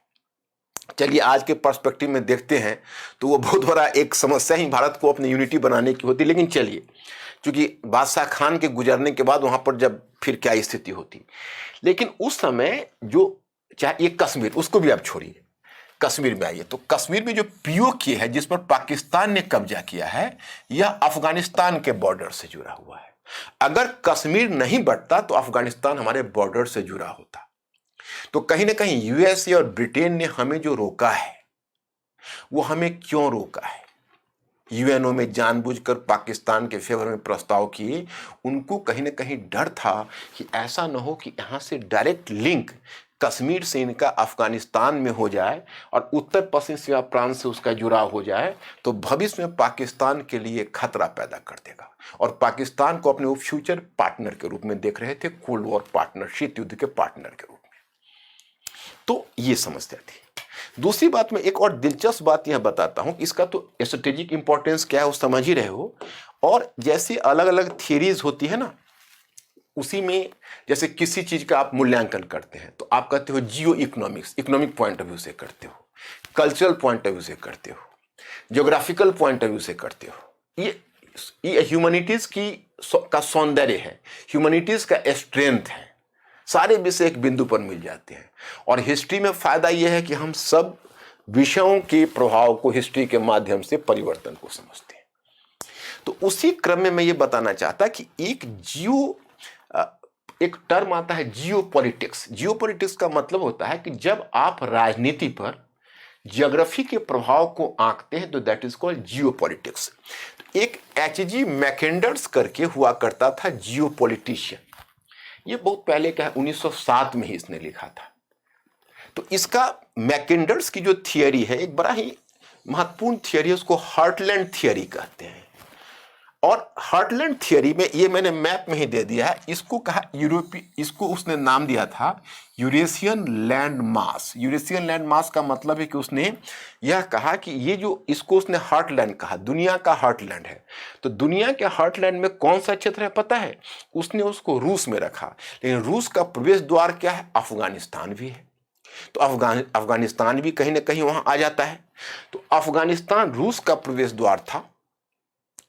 तो अब अफगानिस्तान का स्ट्रेटेजिक लोकेशन यह है कि अफगानिस्तान के रास्ते, हालांकि ये पाकिस्तान या अफगानिस्तान है, वो उससे बाहर है अफगानिस्तान, लेकिन अफगानिस्तान इसके गेट पर है। जैसे अगर कोई अगर यूरेशियन लैंड मास की तरफ जाना चाहेगा तो उसको जाने के लिए, आप देखिए इधर चाइना है, चाइना उस पार्ट का हिस्सा है, उसके हार्टलैंड का रशिया हिस्सा है। तो उसका थियरी यह है कि जो इस क्षेत्र पर जिसका कब्जा रहेगा उसका दुनिया पर राज रहेगा। तो वैसे हार्टलैंड को, मतलब एक थियरी दी जाती है, चाइना ने इंडिया पर अटैक किया या रशिया ने किया तो वो लोग हार्टलैंड के एक पार्ट में थे। रशिया ने इंडिया पर अटैक नहीं किया, रशिया का अगर एग्रेसिव पॉलिसी इतिहास में रहे। तो मैकेंडर्स की थियरी लेकिन बहुत स्वीकृत नहीं है। इस थियरी को 1940 के दशक में एक दूसरी जियो पॉलिटिशियन से उन्होंने चुनौती दी, उसका नाम है एस्काइप मैन्स। इनकी थियरी है रिमलैंड थियरी। रिमलैंड थियरी में कहते हैं कि नहीं, रिमलैंड का मतलब है कि इनका कहना है कि हार्टलैंड के बाद जो तटीय क्षेत्र है, कोस्टल रीजन, जो समुद्र से जुड़ा हुआ है, उसका इंपॉर्टेंस है। जिसका कोस्टल रीजन पर और समुद्र पर जिसका नियंत्रण होगा वह दुनिया का पावर होगा, ये कहना था एस्काइपमैन का। तो यही दो थियरी जियोपॉलिटिक्स की चलती रही। तो एक मूल्यांकन होता है तो यह भी कहा जाता है कि रशिया कहीं ना कहीं रिमलैंड थियरी से प्रभावित था। कैसे? तो रूस का देखो, ये जो हार्टलैंड है, ये हार्टलैंड में तो था, लेकिन अब रूस समुद्र की तरफ खुलता था उधर काला सागर से। तो काला सागर में रूस के साथ समस्या थी कि वहां पर बर्फ जमते थे, तो वार्म वाटर नहीं था। तो नेविगेशन पॉइंट ऑफ व्यू से, नौ परिवहन के पॉइंट ऑफ व्यू से वहां पर समस्या थी।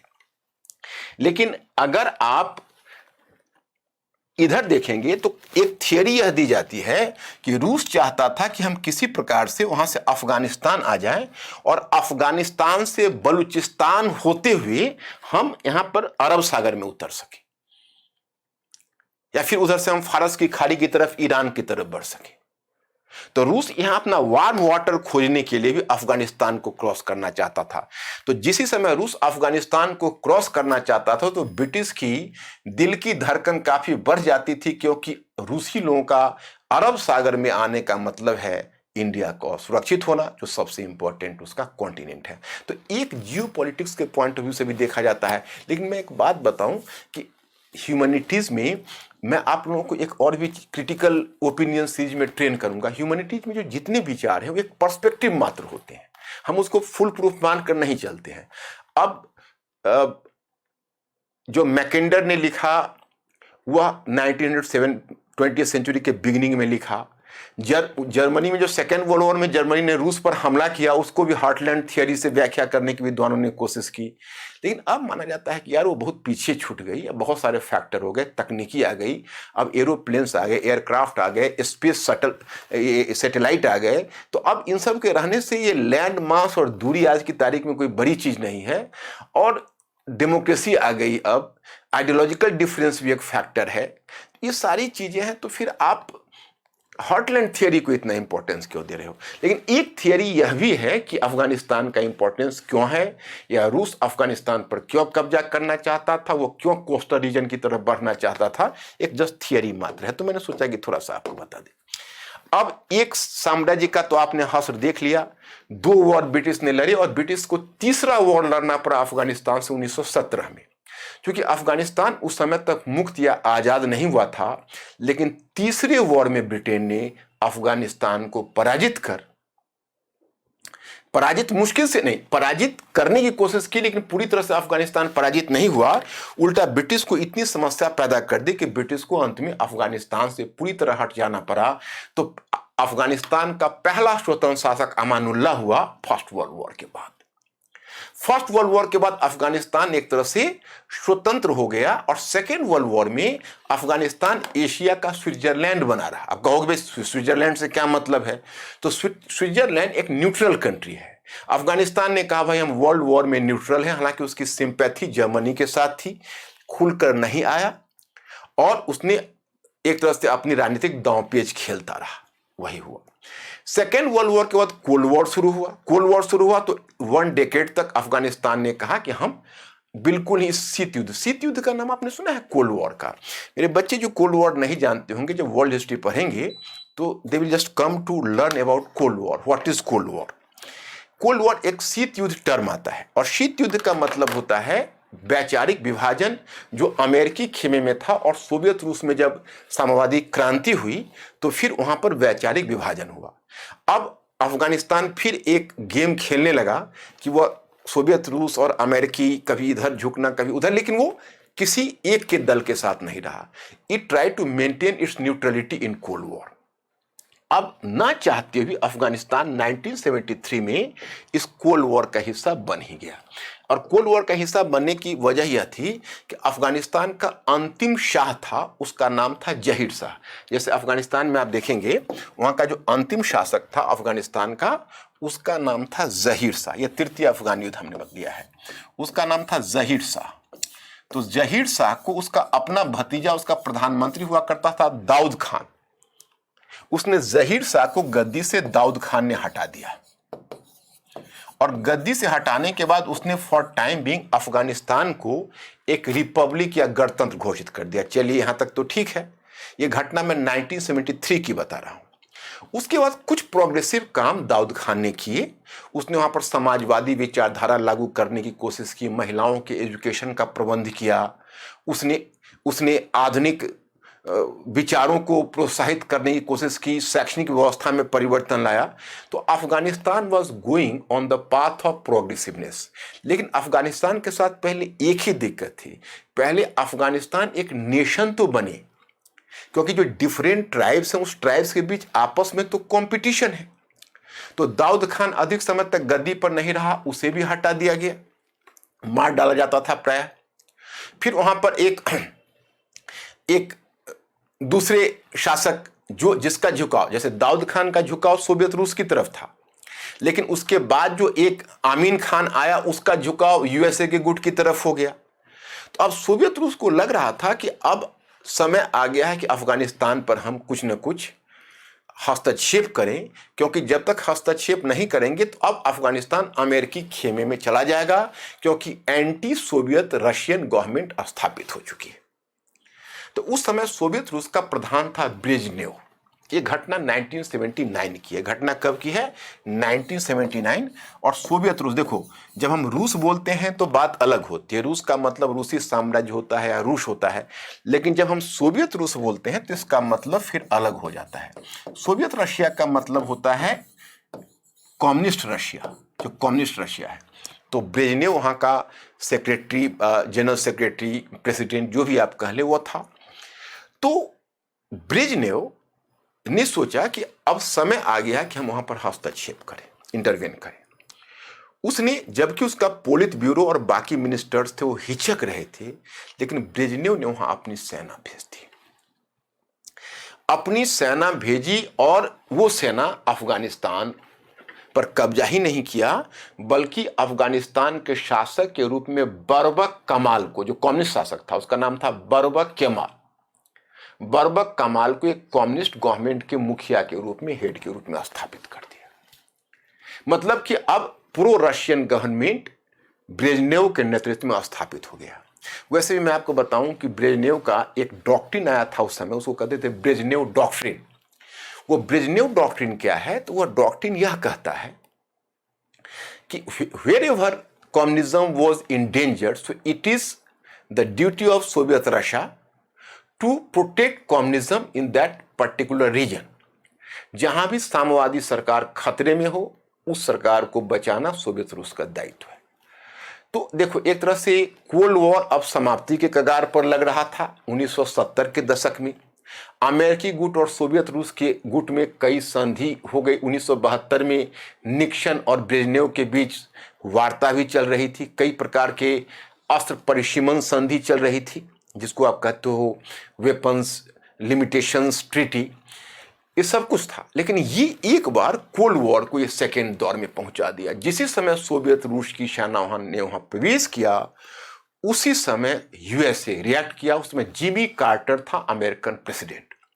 जिमी कार्टर ने इमीडिएटली वहां पर रिएक्ट किया, और रिएक्ट करने के बाद उसने सीधा कहा कि सोवियत रूस की गुस्ताखी बर्दाश्त नहीं की जाएगी। अफगानिस्तान की स्वतंत्रता को हम खतरा होते हुए या इस तरह से डेंजर में पड़ते हुए बर्दाश्त नहीं कर सकते हैं। 1980 में ओलंपिक होने वाला था रूस में, सोवियत रूस में। उस ओलंपिक को अमेरिकी गुट ने बाइकआउट कर दिया कि हमें अब उससे मतलब नहीं है। हालांकि उस समय इंडिया भी, अब पाकिस्तान की भूमिका देख लीजिए, पाकिस्तान वैसे भी उसका तो अमेरिका का कोल्ड वॉर पार्टनर था, लेकिन पाकिस्तान को हमेशा एम्प्लॉयमेंट मिल गया है। कुछ ऐसा संयोग हुआ है, पाकिस्तान की इकोनॉमी जब जब खतरे में पड़ी है तो यूएसए को उसको जरूरत पड़ गई है, उसे बहुत सारा ऐड मिल गया है। तो अब पाकिस्तान की जरूरत थी, क्योंकि अफगानिस्तान में वॉर करना है यूएसए को, तो पाकिस्तान का बेस तो बनाना पड़ेगा। और उसी समय पाकिस्तान में जुल्फिकार अली भुट्टो को हटाकर जनरल जियाउल हक बना था, वहां का मिलिट्री डिक्टेटर जनरल जियाउल हक। उसके बाद की घटना तो मेरे लिए बच्चों करेंट हो गया। हालांकि मैं 85-86 से ऑब्जर्व कर रहा हूं, तो जनरल जियाउल हक बना और पाकिस्तान अब खड़ा हो गया। यूएसए उसका बेस बना कि यूएसए को लड़ना था। यूएसए ने अपना एक सैनिक विशेषज्ञ, जिसको कह सकते हो विदेशी मामले का विशेषज्ञ था, उसका नाम था ब्रेजनेस्की। ब्रेजनेस्की को उसने भेजा कि आप जाके अफगान लोगों को ट्रेन करो, रशियन के अगेंस्ट में खड़ा करो।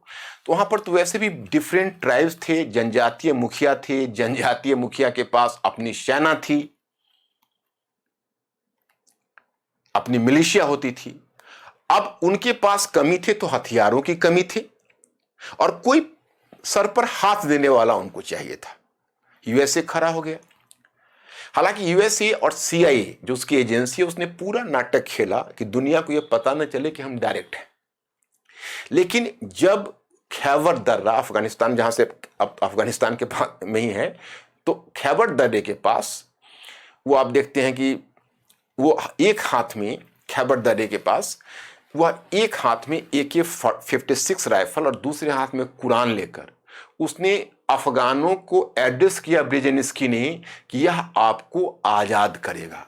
उस समय यूएसए को ऐसा नहीं लग रहा था कि भाई AK-56 तक भी तो चलिए ठीक है, आपको कोल्ड वॉर जीतना है, लेकिन कुरान आप धार्मिक युद्ध को प्रोत्साहन दे रहे हो।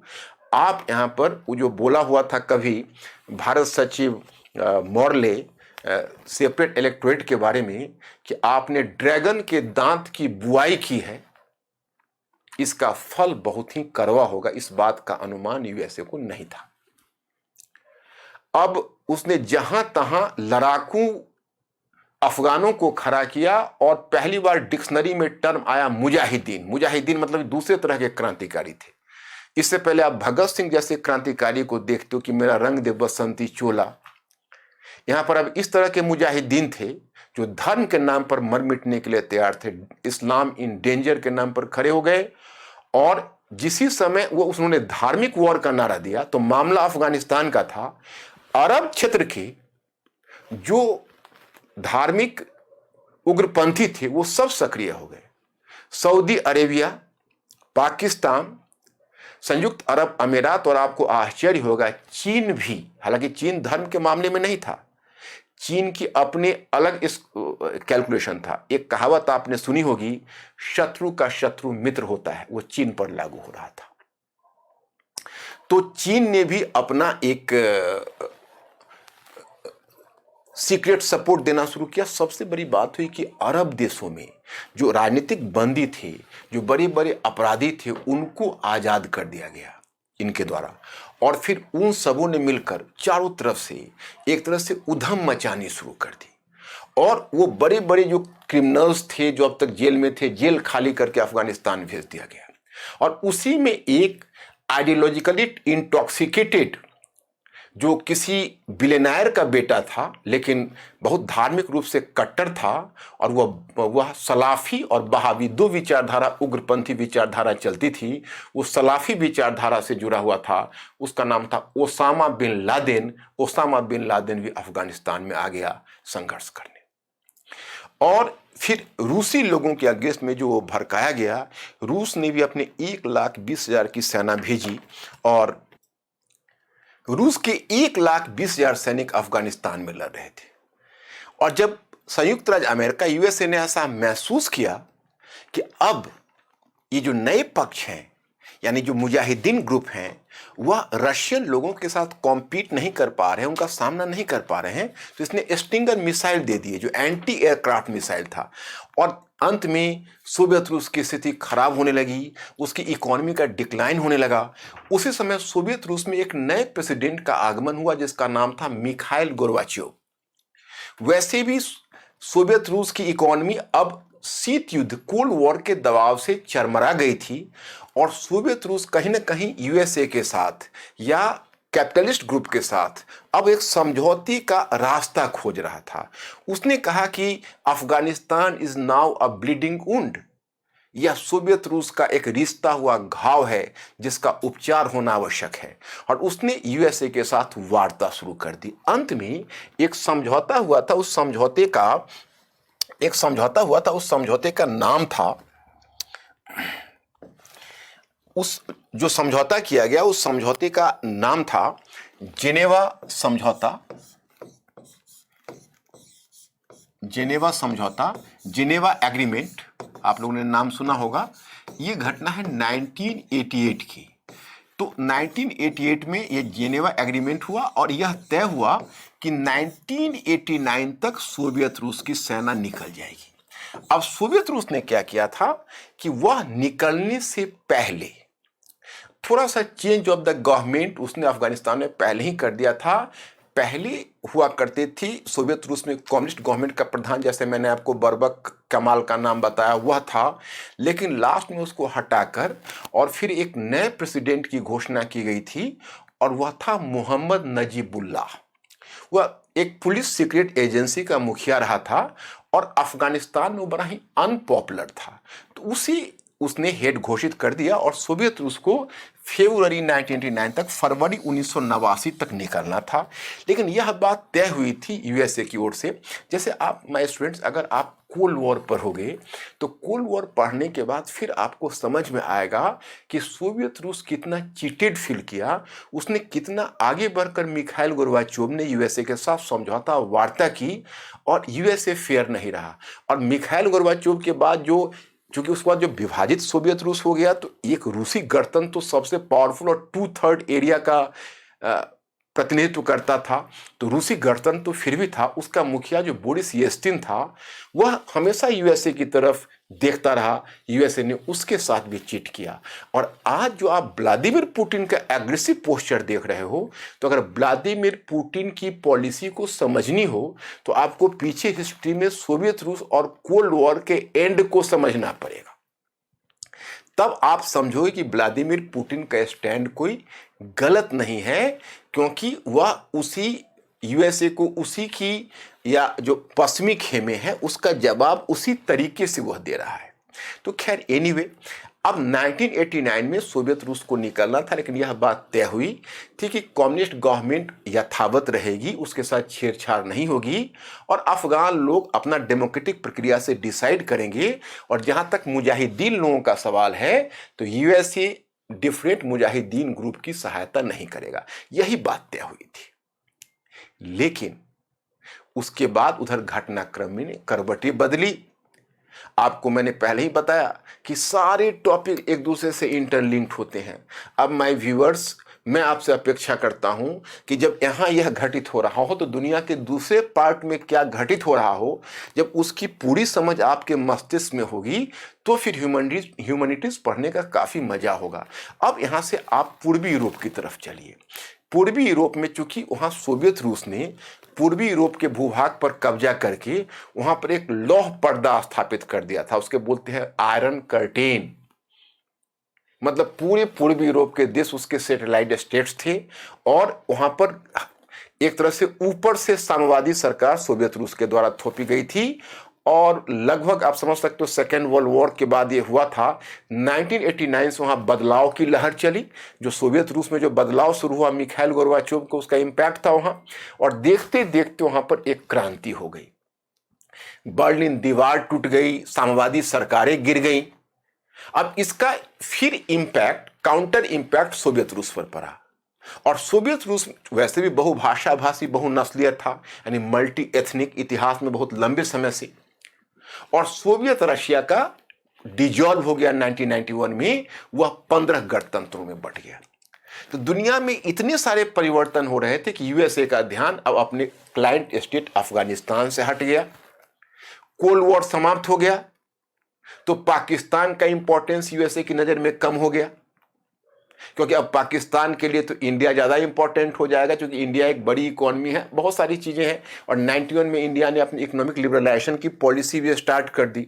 तो दुनिया में इतने सारे बदलाव हुए और पाकिस्तान भी थोड़ा चीटेड फील कर रहा है, क्योंकि उसकी स्थिति एक डिस्कार्डेड वाइफ की तरह हुई पड़ी है। तो वह अब पाकिस्तान, लेकिन उधर तब तक पाकिस्तान ने देखा कि यूएसए का ध्यान हट गया है। और पाकिस्तान की मजबूरी क्या है अफगानिस्तान में, मैं आपको बताता हूं कि अफगानिस्तान में एक बड़ा ही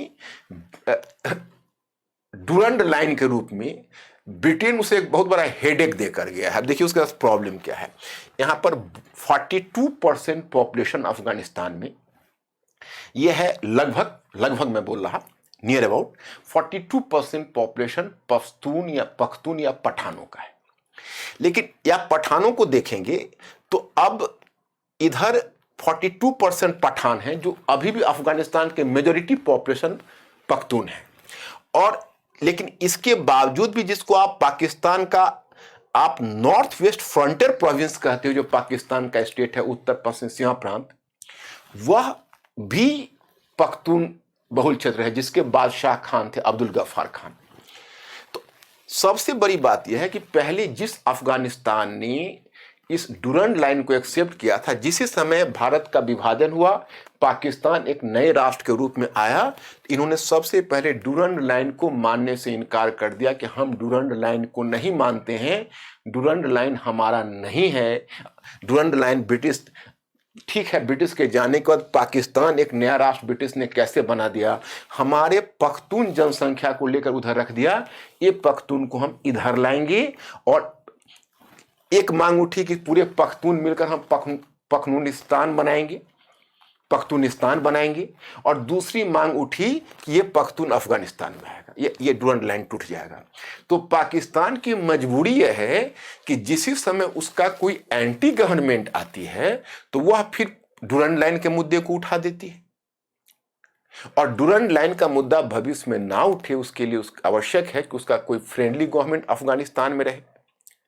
तो पाकिस्तान ने सपोर्ट किया पख्तूनों का ही एक बड़ा ही धार्मिक समूह था, जिसका नाम था तालिबान। तालिबान शब्द आया है तालीम से, और इसका मतलब होता है शिक्षा। तालिबान का मतलब है स्टूडेंट्स, और ये जो धार्मिक शिक्षा पाने वाले स्टूडेंट्स थे उनको तालिबान कहा जाता है। इधर तब तक एक नजारा देखिए, इधर अमेरिका का ध्यान हट गया, और अमेरिका ने तो बहुत सारे मुजाहिदीन और वार लॉर्ड्स को पैदा कर ही दिया था। तो वहां पर क्या था कि जो कम्युनिस्ट गवर्नमेंट थी उसके अगेंस्ट में जो अमेरिका ने जो उनके अगेंस्ट में जो मुजाहिदीनों को खड़ा किया था, उसमें एक ताजिक समूह था। मतलब अलग अलग, मैंने बताया ना, इसमें 3-4 इंपॉर्टेंट एथनिक ग्रुप्स थे। उसमें ताजिक और उज्बेक, ये ज्यादा पख्तून के बाद सबसे ज्यादा एक्टिव वही थे, जो पश्तून है उसके बाद। तो वही ताजिक के जो हेड था उसका नाम था अहमद शाह मसूद। वो एक बहुत बड़ा वार लॉर्ड था, और वो पंचशीर की घाटी में सक्रिय था। उसको पंचशीर का शेर बोलते थे, लॉयन ऑफ पंचशीर। तो अहमद शाह मसूद था। फिर उधर दूसरा उज्बेक ग्रुप था। तो ये सब ग्रुप और बाकी और भी जितने हजारा, ये सब एक्टिव हो गए, और कुछ पख्तून भी थे जो एक्टिव हुए, और उन्होंने कम्युनिस्ट गवर्नमेंट पर हमला कर दिया। हमें याद है कि नजीबुल्लाह अपनी जान बचाने के लिए दूतावास में भागा, फॉरेन दूतावास में, और वह घटना 1992 की हम नहीं भूल सकती कि 1992 में इसमें डिफरेंट वार लॉर्ड्स ने कम्युनिस्ट गवर्नमेंट को गिराकर और वहां पर नजीबुल्लाह को लैंप पोस्ट पर फांसी पर लटका दिया। He was hang to death on lamp post, और पूरी दुनिया। लेकिन अभी अमेरिका का ध्यान तो ईस्ट की तरफ आ गया था, और उसके लिए अफगानिस्तान अभी कोई बहुत बड़ा मुद्दा रहा नहीं था। इस तरह से अब कम्युनिस्ट गवर्नमेंट गिर रही थी तो खुशी ही हो रही थी, चलो कोई हमारी हानि नहीं है, कम्युनिस्ट गवर्नमेंट इस बहाने नजीबुल्लाह चली गई। लेकिन अब ये जो महोदय वार लॉर्ड्स आए, इनका तो जब तक किसी फॉरेन पावर में लड़ना था, के विरुद्ध लड़ना था, तब तो इनको आपस में दोस्ती थी। Sorry, they have started to fight and they have just created a collective front against the foreign invaders. But whenever they just return to their natural form, so once again their ethnic differences resurfaced, and once again factional infighting started. अब इनका आपस में जो infighting हुई, you will be shocked to know कि क्या हश्र हुआ, कि उसमें बहुत सारे अफगान निर्दोष लोग मारे गए, रेप की घटनाएं हुई, कितने घर उजड़ गए, अफगान लोग बेचैन हो गए।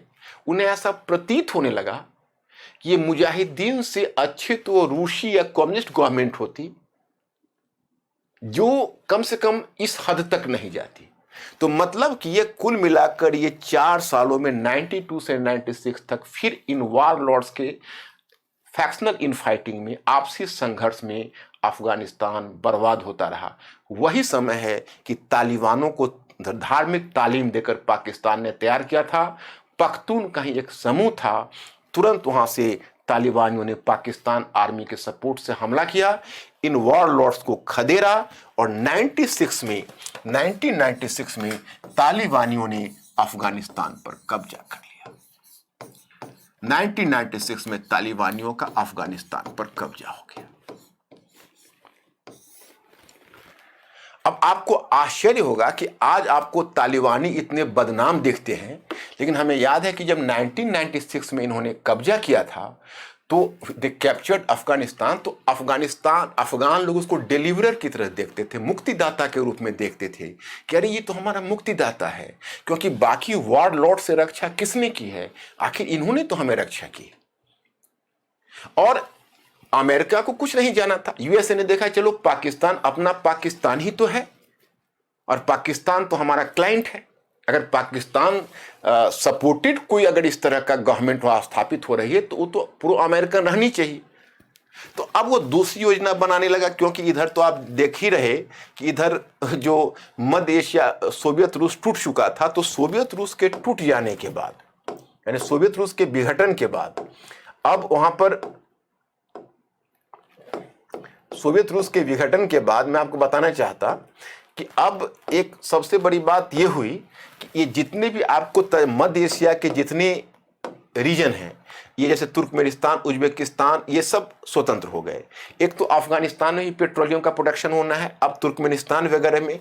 तो अब ये सोचने लगे पश्चिमी देश कि अच्छा कोई बात नहीं, मध्य एशिया का जो तेल है वह मध्य एशिया का ऑयल, पेट्रोलियम यानी हाइड्रोकार्बन पाइपलाइन के माध्यम से सीधा अफगानिस्तान होकर और पाकिस्तान के माध्यम से डिस्ट्रीब्यूशन का केंद्र बन जाएगा और अफगानिस्तान अब हम लोगों का अपना प्रभाव क्षेत्र की चीज होगी। तो पहले तो वेस्टर्न कंट्रीज खुश हो रहे थे, तालिबानी की तरफ झुक रहे थे, यूएसए भी खुश हो रहा था कि अब एक पाइपलाइन सेंट्रल एशिया से आएगा अफगानिस्तान होकर, उनकी बड़ी बड़ी आर्थिक योजनाएं बन रही थी। फिर तालिबानियों ने अपने रंग दिखाने शुरू कर दिए। उन्होंने कहा कि हम मुस्लिम शरीयत लागू करेंगे। अब आप बहुत लोगों को जिज्ञासा होगी, क्योंकि न्यूज़पेपर आदि में आप शरीयत पढ़ते हो तो निश्चय ही आपके दिमाग में एक बात आती है कि आखिर ये शरीयत क्या है। तो एक्चुअली इस्लामिक कानून है। अब उसकी गहराई में मुझे मत भेजो, क्योंकि हम दूसरे दिशा में चले जाएंगे। मोहम्मद पैगंबर का जो कुरान है वो पवित्रतम ग्रंथ है। कुरान के बाद हदीस लिखे गए, जो बाद में मोहम्मद पैगंबर की वाणी का संकलन हुआ। उसके बाद आपको इज्मा आता है और कयास आता है। ये जो सारे लेखन है इस्लामी, उसी को आधार बनाकर बाद में मुस्लिम शरीयत लिखा गया, जिसको इस्लामिक कानून माने जाते हैं। अब बताइए, मदीना में मुस्लिम शरीयत तब लिखा गया, हालांकि शरीयत के कानून तो पूरी तरह कहीं भी नहीं चले। आप सल्तनत काल और मुगल काल में भी देखेंगे तो शरीयत के कानून के समानांतर शासकों के अपने कानून भी चलते थे, जिनको जवाबित बोलते थे। वो गैर धार्मिक कानून होते थे, क्योंकि मजबूरी है। अब मदीना के उलेमा ने जो कानून लिखा, वो कानून अलग अलग क्षेत्रों में कैसे चल सकते हैं। लेकिन खैर चलिए, शरीयत के कानूनों में महिलाओं को समान अधिकार नहीं है, बहुत तरह के भेदभाव है, माइनॉरिटीज के लिए समस्या है, क्योंकि स्टेट तो फिर इस्लामिक स्टेट बनेगा। तो अब तालिबानियों से लोगों का मोहभंग होने लगा। इन द मीन टाइम क्या हुआ कि अल कायदा ओसामा बिन लादेन को देखिए। तो जिस समय धार्मिक युद्ध या मुजाहिदीनों को अमेरिका की तरफ से समर्थन मिल रहा था, तो इसलिए लोग आज यूएसए को ब्लेम करते हैं कि दुनिया में न्यूक्लियर वेपन्स आप लाए, दुनिया में इस्लामिक कट्टरता को आपने प्रोत्साहन दिया, जब आप पर पड़ा है।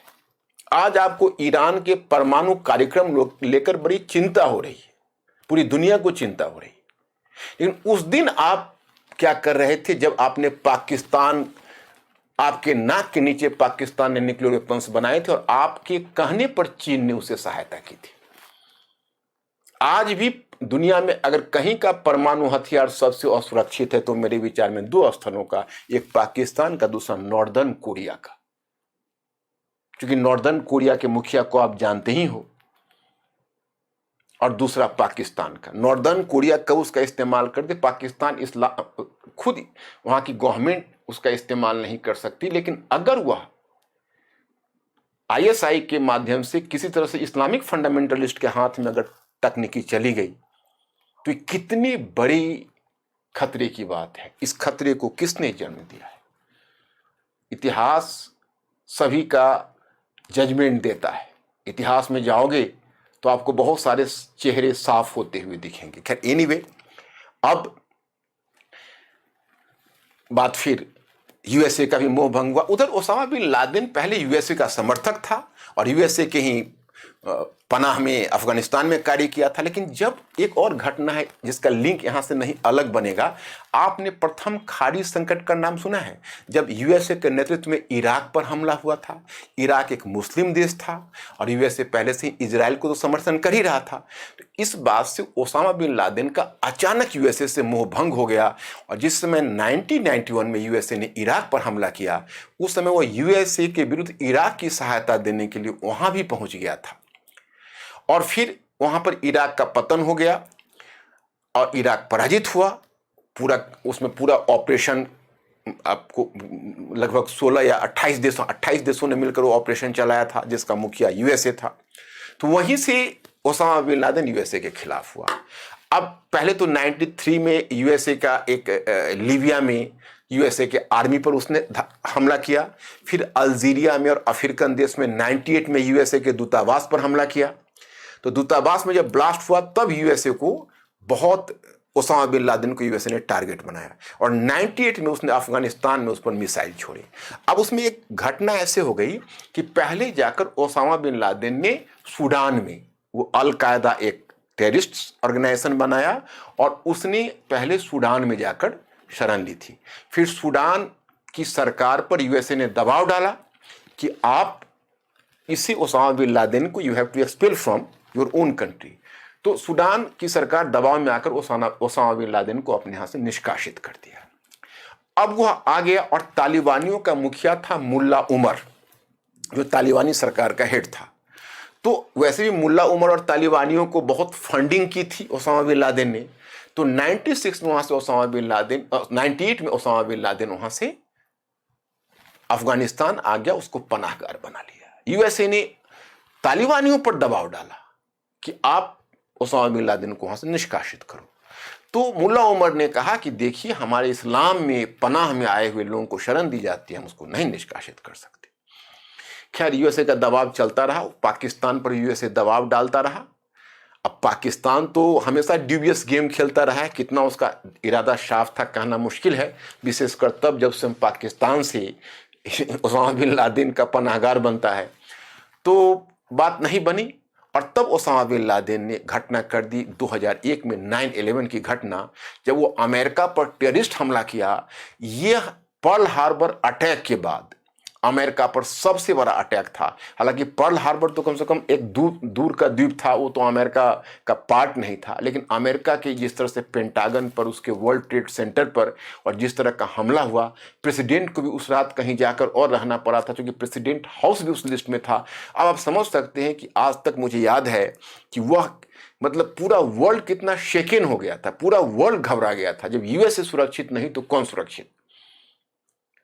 और मुझे याद है कि उस दिन यूएसए के पक्ष में इतनी सिंपैथी आई थी कि फ्रांस, जो नॉर्मली यूएसए के अगेंस्ट में बोलता है, वह बोलता है, फ्रांस लिखता है कि आज कम से कम for today we all are Americans.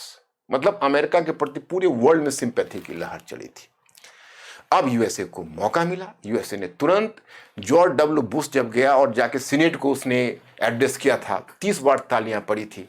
और उसने जो दुनिया के सामने उस समय कंडीशन रखी, वो इतना दुखी था कि उस समय इस बात को लोगों ने हवा ज्यादा नहीं दी। उसने कहा, either you are with America और विथ टेररिज्म, या तो आप अमेरिका के साथ हैं या आतंकवाद के साथ। ये अपने आप में कितनी बड़ी शर्त उसने रख दी, आप हमारे साथ नहीं है तो इसका मतलब आप हमारे शत्रु हैं। और फिर उसने पहले तो उसके साथ ब्रिटेन खड़ा हुआ। अमेरिका और ब्रिटेन की सेना ने तालिबानियों पर अटैक किया, अफगानिस्तान पर। यह उसका नाम दिया गया था उस अटैक का, द ऑपरेशन इंड्यूरिंग फ्रीडम। उसका नाम दिया गया था द ऑपरेशन इंड्यूरिंग फ्रीडम। और यह चला था अक्टूबर 2001 में, operation enduring freedom, enduring freedom. अब देखो, एक और मुझे याद है कि एक मेरे मित्र थे, उनसे मुझे बहुत समय तक उसमें वार्ता चल रही थी। हम लोग बहुत जिज्ञासा से देख रहे थे कि हमारा कहना था क्या यूएसए ग्राउंड आर्मी उतारेगा वहां, क्योंकि यूएसए अटैक तो करेगा, एयर अटैक, लेकिन ग्राउंड आर्मी उतारने की हिम्मत अभी नहीं करेगा, क्योंकि वियतनाम की स्मृति वो भूला नहीं है। और जब अफगान लोग पहाड़ के दर्रों में छिपकर जब वॉर करना शुरू कर देंगे तो यूएसए के लिए बहुत भारी पड़ेगा। सोवियत रूस का तो विनाश हो ही गया अफगानिस्तान के कारण, क्योंकि वो विघटित हो गया। वो सोवियत रूस रहा ही नहीं उस घटना के बाद। अब यूएसए का क्या होगा? तो यूएसए ने एक चालाकी की, उसने अहमद शाह मसूद, ताजिक और उज्बेक के नेतृत्व में मुजाहिदीन ग्रुप का एक बना था जिसका नाम था नॉर्दर्न अलायंस। तो नॉर्दर्न अलायंस का सपोर्ट लिया, ग्राउंड आर्मी नॉर्दर्न अलायंस की रही और अमेरिकन एयरफोर्स ने काम किया शुरू में। बाद में अमेरिका के सैनिक भी उतरे, पहले यूएसए के सैनिक उतरे और फिर उसके बाद एक इसाफ, मैं आपको बताऊंगा, इसाफ बना जो इंटरनेशनली वो सैंक्शन था। और फिर उसके बाद नेटो भी उस ऑपरेशन में गया। लेकिन तब तक दिसंबर में ही तालिबानियों की सरकार का पतन हो गया और तालिबानियों की सरकार के पतन के बाद वहां से वो भागना पड़ा। अब यूएसए का देखिए, यूएसए के सामने चैलेंज क्या था और उसी चैलेंज से आपको पता चलेगा कि अफगानिस्तान की समस्या का समाधान क्या है। अब यह सुपर पावर की भी स्थिति देखने लायक होगी। जैसा कि आप जानते हैं कि यूएसए के समक्ष सबसे पहला चैलेंज था, उसके सामने सबसे बड़ी चुनौती थी कि who will rule in Afghanistan, क्योंकि यूएसए तो इस बात के बारे में बहुत ही स्पष्ट था कि वह वहां पर गवर्नमेंट स्टेब्लिश नहीं करने जा रहा, ना ही वो परमानेंटली अफगानिस्तान को ऑक्युपाई करने जा रहा। आपको इनिशियली मैंने आपको बताया था कि यूएसए ने तो अपने ग्राउंड आर्मी भी नहीं उतारा था शुरू में, आरंभ में। उल्टा नॉर्दर्न अलायंस, अभी नॉर्दर्न अलायंस क्या है, मैंने क्या कहा कि डिफरेंट एथनिक ग्रुप्स, डिफरेंट जो ट्राइबल ग्रुप्स थे, जनजातीय समूह, तो उसमें तो सबसे मेजॉरिटी पश्तून है या पख्तून है, लेकिन उसके बाद दूसरा बड़ा मेजॉरिटी ताजिक था और उज्बेक थे। तो मुख्य रूप से उसमें और भी थोड़ा सा एलिमेंट्स और भी थे, क्योंकि ट्राइब्स तो टोटल 14 है, 14 एथनिक ग्रुप्स है, लेकिन जो मेजॉरिटी वाले में ताजिक हैं और उज्बेक हैं, इनके साथ हजारा है। तो उन सबों ने मिलकर वो अलायंस, नॉर्दर्न अलायंस बनाया था। पहले नॉर्दर्न अलायंस के बड़े ही कद्दावर नेता हुआ करते थे अहमद शाह मसूद, जिसको तालिबानियों ने 2001 में ही रास्ते से हटा दिया था। तो लेकिन अभी भी ताजिक के कोई ना कोई लीडर उभर रहे थे जो फाइट करने की स्थिति में थे, जो अपने डिमांड रख रहे थे। तो अब क्या है कि यूएसए ने नॉर्दर्न अलायंस पर भरोसा करके उसको इन्वॉल्व किया। तो सबसे पहली चुनौती यह उपस्थित हुई कि हम कैसे एक इंटरिम गवर्नमेंट को बुलाएं।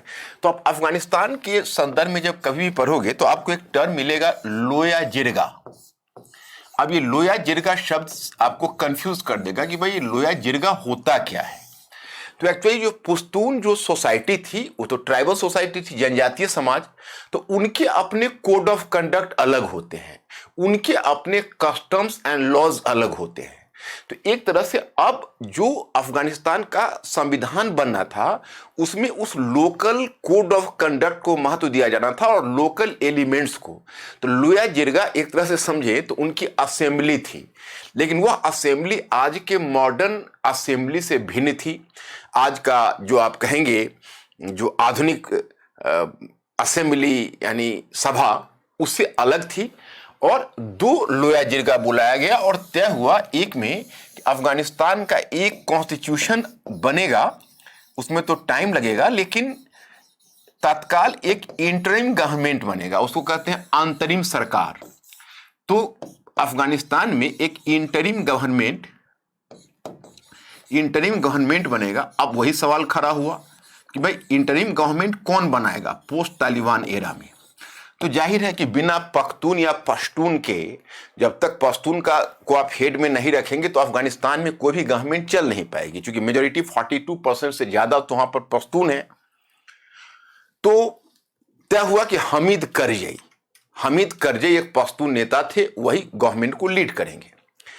अब हमीद करजई को इंटरिम गवर्नमेंट में पहले शामिल किया गया। उसके बाद आप अगर पूरे अफगानिस्तान के इतिहास को देखेंगे तो 2004, 2004 और 2009 2 बार हमीद करजई प्रेसिडेंट के रूप में निर्वाचित होकर आए और अफगानिस्तान का संचालन किया। नंबर 1।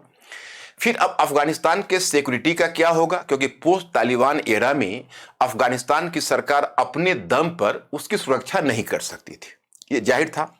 तो वैसी स्थिति में तय हुआ कि वहां पर पहले अमेरिका ने अपने सैनिक को भी उतारा। पहले तो नॉर्दर्न अलायंस ने काम किया था, यूएसए ने भी अपने सैनिक को उतारा और फिर इसके बाद नेटो को इन्वॉल्व किया। नेटो एक संस्था, आप तो जानते होंगे, नॉर्थ अटलांटिक ट्रीटी ऑर्गेनाइजेशन, जो कोल्ड वॉर की उपज थी। कोल्ड वॉर समाप्त हो गया था, यूएसए ने नेटो को बचा कर रखा था। अब तक नेटो का जो भी ऑपरेशन हुआ था यूरोप में हुआ था, और ईस्टर्न यूरोप में अब एक आप देखोगे तो एक क्राइसिस 94 में आई थी, उसको कोसोवो संकट बोलते हैं। तो उस अल्बानिया में भी ऐसा हुआ था। तो वहां पर यूगोस्लाविया के प्रॉब्लम में, ईस्टर्न यूरोप में प्रॉब्लम आया था, तो नेटो उसमें एक्टिवली पार्टिसिपेट किया था। पहली बार यूरोप से बाहर जाकर नेटो वर्क कर रहा था, और वह था अफगानिस्तान। उसके बाद एक टर्म आप देखोगे अफगानिस्तान के संदर्भ में आपको मिलेगा, इसाफ। इसका फुल फॉर्म है, ये यूएनओ के तत्वाधान में गठित था कि international security assistance force. I for international, S for security, A for assistance और F फॉर फोर्स। तो ये ISAF के एक मतलब कई देशों का, यानी यूएनओ ऑथराइज्ड एक वहां पर इंस्टीट्यूशन भेजा गया, आर्मी स्ट्रक्चर स्थापित किया गया जो नेटो के अंतर्गत काम करेगी। इसमें बहुत सारे देशों के सोल्जर्स थे। तो इस तरह से ऑपरेशन शुरू हुआ। अब जब ऑपरेशन शुरू हुआ तो अब देखो समस्या क्या आ रही है। समस्या यह आ रही है कि हमीद करजई महोदय है प्रेसिडेंट। हमीद करजई इसलिए प्रेसिडेंट हैं कि वो एक पख्तून या पख्तून नेता हैं, लेकिन बाकी जो ताजिक और उज्बेक हैं वह इन्हीं शर्तों पर उन्हें प्रेसिडेंट स्वीकार किया था कि उनके पास कोई लोकल मिलिशिया नहीं था। बाकी जितने भी नेता थे उन सब के अपने ट्राइबल मिलिशिया थे। तो सबसे पहले तो तय हुई कि भाई एक तो सरकारी सेना है, फिर आप लोगों की अपनी अपनी निजी सेना है। तो इस तरह से तो सॉवरेनिटी अफगानिस्तान में बट जाएगी। तो जिस समय बोन एग्रीमेंट हुआ था 2001 में, जो मैंने आपको पीछे बताया है, तो उसमें तय हुआ था कि ये जितनी भी वार लॉर्ड्स हैं, वार लॉर्ड्स कहते हैं जो ये सैनिक सामंत लोग हैं जिनके पास अपनी मिलिशिया है, वो सब पहले अपने सोल्जर्स को, अपने जो पर्सनल उनके सोल्जर्स हैं, उसको वे अफगानिस्तान से, काबुल से बाहर करेंगे और आगे चलकर उनको भंग किया जाएगा। लेकिन अभी उनको काबुल से बाहर करना है। लेकिन इन्होंने उन सोल्जर्स को काबुल से बाहर नहीं किया। यूएसए, इसाफ भी अफगानिस्तान के लोगों को इंसाफ नहीं दे सका। नाम तो इसाफ था परंतु इंसाफ नहीं दे सका। और उनके जो वार लॉर्ड्स के जो सोल्जर्स थे, वो सरकार, उनकी उपस्थिति में गवर्नमेंट का कोई हैसियत ही नहीं रह गई। और हमीद करजई को तो उन्होंने प्रेसिडेंट इसलिए स्वीकार कर लिया था क्योंकि उसके पास कोई लोकल मिलिशिया नहीं था। वह तो इसाफ के सैनिक पर या थोड़े बहुत अपने अफगान सैनिक पर या अमेरिकन सपोर्ट पर खड़ा था। खैर, जब उसके बाद जब सेकेंड टेन्योर के बाद हमीद करजई गए तो एक नेशनल यूनिटी गवर्नमेंट का गठन हुआ, जो अभी आप देख रहे हैं। आपने अभी प्रेजेंट अफगानिस्तान के गवर्नमेंट को आप देख ही रहे हैं। तो उस क्रम में आप देखेंगे कि जो हमीद करजई सफल नहीं हो सके, अन्ना हमीद करजई के बाद एक नेशनल यूनिटी गवर्नमेंट का गठन हुआ, जो आप देख रहे हो, जिसमें कि बारी बारी से पहले दो प्रेसिडेंट की बात हुई। एक पश्तून के रहेंगे और एक ताजिक के रहेंगे, क्योंकि दोनों के बीच कॉम्प्रोमाइज, तो कुछ ना कुछ कॉम्प्रोमाइज होना था कि भाई थोड़े समय ये थोड़े समय वो। तो उसी क्रम में 2014 में फिर एक नई सरकार का गठन हुआ। लेकिन वह भी समस्या का समाधान नहीं कर सका, क्योंकि सबसे पहले जो लोकल मिलिशिया है उसको जब तक डिसआर्म नहीं करोगे तब तक ये कैसे संभव है। दूसरी बात है, जो तालिबान है वो तालिबान धीरे धीरे अपना प्रभाव क्षेत्र फिर बढ़ाने लगा। और अफगानिस्तान में कोई भी गवर्नमेंट होती है तो उसको 100% कंट्रोल हो नहीं पाता है। 57% कंट्रोल, 60% कंट्रोल, 70% कंट्रोल, और बाकी क्षेत्र उसकी संप्रभुता से परे रहते हैं। तो धीरे धीरे तालिबानियों ने भी अपना प्रभाव स्थापित कर लिया था, और पाकिस्तान तो चुपके उसके सहायता दे ही रहा था। जो कि आप जानते हो यूएसए और पाकिस्तान में बड़ा लव हेट रिलेशन है, प्यार भी और घृणा भी है। यूएसए को पाकिस्तान से उसके एटीट्यूड को लेकर चिढ़ होती है, परंतु बिना पाकिस्तान के समर्थन के वो नहीं अफगानिस्तान में वर्क कर पाता है। तो कुछ उसमें बात बन नहीं पाई, तालिबान अपना प्रभाव क्षेत्र बढ़ाने लगा।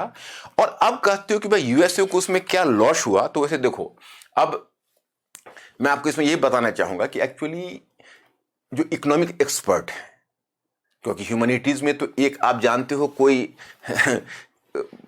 एक विचार तो होता नहीं है, सबके अपने अपने पर्सपेक्टिव है। तो एक पर्सपेक्टिव यह है कि आपने सुना होगा सबप्राइम ऋण संकट अमेरिका का। तो इकोनॉमिक एक्सपर्ट तो कहते हैं कि यूएसए अफगानिस्तान के मामले में पहले उलझा, और अफगानिस्तान के बाद फिर यूएसए इराक 2, एक तो पहला मैंने इराक वॉर कहा, वो तो खैर यूएनओ के तत्वाधान में हुआ था, उसमें भी यूएसए का बहुत बड़ा रोल था।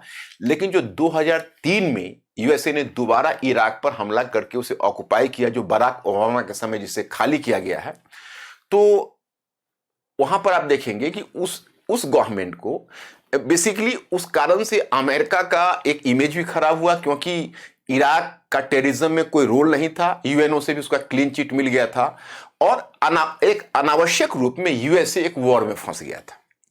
इस कारण से यूएसए की इकोनॉमी पर इतना दबाव पड़ा था और इकोनॉमी स्लो हो गई थी, एक इकोनॉमिक एक्सपर्ट बोलते हैं। तो चूंकि इकोनॉमी स्लो हो गई थी, तो एक तरफ से इकोनॉमी को बूस्ट करने के लिए, उसे एक नई प्रेरणा देने के लिए, in order to give a major boost to economy, actually the Federal Reserve of USA introduced a new system कि भाई जीरो जो इंटरेस्ट है उस पर लोन प्रोवाइड किया जाए। एक टर्म आता है क्वांटिटेटिव ईजिंग, हालांकि मैं यहां पर उधर जाऊंगा तो फिर मैं दूसरी तरफ भटक जाऊंगा, उधर नहीं जा सकता। मैंने कुल मिलाकर फेडरल रिजर्व ने अपनी जो क्रेडिट पॉलिसी है उसको बहुत लूज कर दिया और बैंक को बड़ा ही आसान शर्तों पर लोन देना शुरू किया। अब बैंकों के पास जो मनी के फ्लो आए, तो बैंकों ने उसे हाउसिंग सेक्टर में लोगों को बिल्कुल ही चीपर लोन देना शुरू किया, और उसी में वैसे लोग जो लोन लौटाने की स्थिति में नहीं थे, ऋण लौटाने की स्थिति में नहीं थे, उनके पास चली गई बड़ी बड़ी रकम।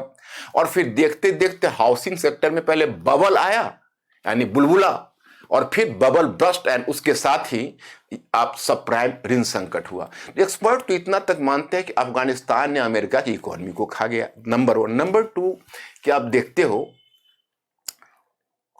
एक दूसरा उसका इंपैक्ट देखोगे, जैसे देखो अफगानिस्तान के मुद्दे के बाद USA started a war against terror. War against terror start किया, उसमें जैसे जिहाद शब्द का यूएसए के द्वारा प्रयोग करना, जबकि अपने आप को हमेशा एक लिबरल नेशन का और दुनिया में वो individual freedom, liberal ideas, democratic ideas के प्रवर्तक के रूप में अपने आप को प्रस्तुत करने की कोशिश करता था। लेकिन उस संकट की स्थिति में उसका वह क्रूअल इमेज भी उभरने लगा, जिसमें कि वहां पर आप रेसियलिज्म दिखने लगा, एक कह सकते हो कि कहीं ना कहीं क्रिश्चियन सोविनिज्म भी कभी कभी दिखने लगा, जिहाद शब्द का प्रयोग किया जाना। और फिर वॉर अगेंस्ट टेरर के क्रम में जिस तरह से यूएसए ने जिस तरह की पॉलिसी, डोमेस्टिक पॉलिसी अपनाई, उस कारण से यूएसए का सॉफ्ट इमेज खराब हुआ। अब यूएसए की सफलता का कारण केवल उसका हार्ड पावर होना नहीं है, सॉफ्ट पावर होना भी है। हार्ड पावर और सॉफ्ट पावर के कॉन्सेप्ट तो मैं कई बार आपको बता चुका हूं, अंतर आप समझ रहे होंगे। सॉफ्ट पावर में आप अपनी संस्कृति, अपने विचारों के प्रभाव से लोगों को प्रभावित करते हो, और हार्ड पावर में आपके पास मिलिट्री पावर है। सॉफ्ट पावर आपका अदर देन मिलिट्री फैक्टर है, जो आपके प्रभाव क्षेत्र को बढ़ाता है। तो यूएसए अगर सुपर पावर था तो उसका एक सॉफ्ट पावर बहुत मजबूत था, जो सॉफ्ट पावर इमेज खराब हुआ उसका, यूएसए बहुत लूज कर गया। और तालिबानियों ने तो इसे इतनी तक धमकी दे डाली कि अगर यूएसए ने अफगानिस्तान को खाली नहीं किया तो 21वीं सदी में अफगानिस्तान संयुक्त राज्य अमेरिका का कब्रिस्तान बनेगा और हम लोग उसको बना देंगे। आप समझ सकते हैं कि इतनी बड़ी, उसके बाद अब यूएसए का रोल देखिए, क्योंकि उसकी इकोनॉमी भी स्लो डाउन हो गई, अपने आप को अननेसेसरी वॉर में पाने लगा। तो पहले तो बराक ओबामा महोदय ने अपने आप को इराक से बाहर किया, उनका एक। दूसरी बात, उन्होंने कहा कि भाई देखिए ये तो जस्ट वॉर है, अफगानिस्तान को गुड वॉर नाम दिया था और इराक को बैड वॉर। तो गुड वॉर है तो इसको हम बिल्कुल नहीं अलग हो सकते। लेकिन 2014 में बड़ी चालाकी से यूएसए अपना कॉम्बैटेंट रोल समाप्त कर लिया। उसकी जो कॉम्बैटेंट आर्मी थी, 1 लाख से भी अधिक आर्मी वहां पहुंच गई थी, आज देखिए कुछ हजार मात्र है, उसको बाहर निकाल लिया। 2014 में अशरफ गनी की सरकार, जो कि आप जानते हो अशरफ गनी ये पश्तून नेता है, तो फिर एक ताजिक के साथ कोऑर्डिनेशन करना पड़ा। तो अब्दुल्ला कभी आप देखते थे अब्दुल्ला इन दोनों के बीच यूनिटी गवर्नमेंट थी। तो फिर अशरफ गनी को कहा गया कि भाई अब अफगानिस्तान की हम खुद की सेना मजबूत करेंगे, उसको इतना काबिल बनाएंगे। इसाफ का भी जो रोल था वह भी बदल गया। अब उसका काम था कि अफगानिस्तान का एक जो नेशनल सिक्योरिटी फोर्स जो तैयार किया गया था, उस नेशनल सिक्योरिटी फोर्स को इसाफ ट्रेनिंग देगा और उसको अपने पांव पर खड़ा करेगा ताकि वो अपने दम पर तालिबान से सामना कर सके। लग गया यूएसए वहां से निकलने की तैयारी कर रहा है, ठीक है। अब जब डोनाल्ड ट्रंप महोदय ने अपने इलेक्शन का ही एजेंडा बनाया कि हम अफगानिस्तान, क्योंकि हम कुछ अमेरिका फर्स्ट, अमेरिकी इकोनॉमी को सुधारना वगैरह वगैरह, हम वहां से निकलेंगे। तो अब उन्होंने 2020 में फरवरी में तालिबानियों के साथ एक समझौता किया। सबसे पहले तो बाजार में इस तरह की बातें तैरने लगी जो मुझे भी आश्चर्य हुआ, गुड तालिबानी और बैड तालिबानी। अब गुड तालिबानी और बैड तालिबानी क्या होता है डोंट नो, कि ऐसे तालिबानी जिनसे जो अच्छे हैं हम उनके साथ समझौता कर सकते हैं, ठीक है। अब अच्छे की क्या कसौटी है, यूएसए समझे। फिर 2020 में दोहा में बैठक हुई और यूएसए ने बात की तालिबानियों से। तो कुछ शर्तें तालिबानियों को रखी गई कि अलकायदा से संबंध आप विच्छेद करिए और जो मुल्ला उमर है उससे कनेक्टिविटी नहीं होनी चाहिए, जो उसका पहला नेता था। उस पर तो 10 मिलियन डॉलर का उसके सर पर इनाम भी यूएसए ने घोषित किया हुआ था। लेकिन बाकी चीजें ये दी गई कि हाँ ठीक है, तालिबानियों से हम वार्ता कर रहे हैं, एक इंटरिम सरकार का गठन होगा, अंतरिम सरकार का नया कॉन्स्टिट्यूशन बनेगा, उसमें तालिबानियों का रोल होगा, ठीक है। वो तय हुआ, अच्छी बात है, पीस तो बड़ी अच्छी चीज है। और यह तय हुआ आनन फानन में। डोनाल्ड ट्रंप ने कहा कि मई 2021 तक अमेरिका एग्जिट कर जाएगा। अब अमेरिका एग्जिट कर जाता तो इसाफ भी एग्जिट कर जाता। वैसे ये ठीक है कि नेशनल सिक्योरिटी फोर्स अफगानिस्तान के लगभग 2 लाख बना दिए गए। लेकिन अब जो समस्याएं आ रही है मैं आपको बताता हूं। अब समस्याएं ये आ रही है कि जो पहली समस्या आ रही है कि पोस्ट अमेरिका में तालिबान और बाकी पार्टियों के बीच क्या इक्वेशन रहेगा। तालिबान और बाकी पार्टियों के बीच, तालिबान तो चाहेगा मेरा पूरा का पूरा दबदबा हो, और तालिबान भी पश्तून है और कुछ अन्य पश्तून नेता है। अब अशरफ गनी है, वो भी पश्तून है, और भी कई पश्तून नेता है। तो कोई ना कोई पश्तून ही हेड बनेगा, ये तय है। लेकिन क्या वो तालिबानी होंगे? पाकिस्तान की समस्या यह है कि पाकिस्तान चाहेगा तालिबानी बने, लेकिन तालिबानियों में भी स्पेशली वह तालिबानी कोई साधारण ना हो, वो पश्तून ही बने। मैं फिर इस बात को दोबारा रिपीट करता हूं, पश्तून को बनने से तो कोई नहीं रोक सकता, लेकिन कहीं ना कहीं पाकिस्तान चाहेगा कि ऐसा पश्तून नेता हो जो प्रो पाकिस्तानी हो, क्योंकि उसको तो हमेशा डूरंड लाइन को रिवाइज करने वाली चिंता सताती रहती है। तो वो तालिबानियों को पुश करेगा। और तीसरी बात यह होगी कि अब जो डिफरेंट वहां पर वार लॉर्ड्स हैं, उनकी जो पर्सनल मिलिट्री है, क्या उसको वो भंग कर देंगे और फिर एक बार वो पीसफुल और नॉन वायलेंट हो जाएंगे? ये समस्या खड़ी हो रही है।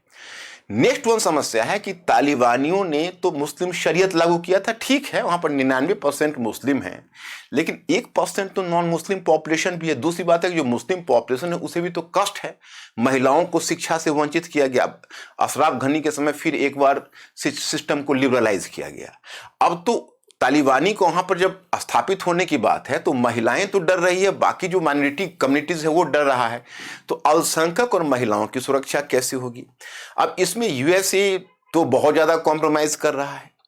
तालिबानियों ने यह शर्त रखी कि आप जितने गिरफ्तार तालिबानी हैं उनको जेल से रिहा करिए, तैयार है ये हुआ, कुछ को रिहा भी किया गया।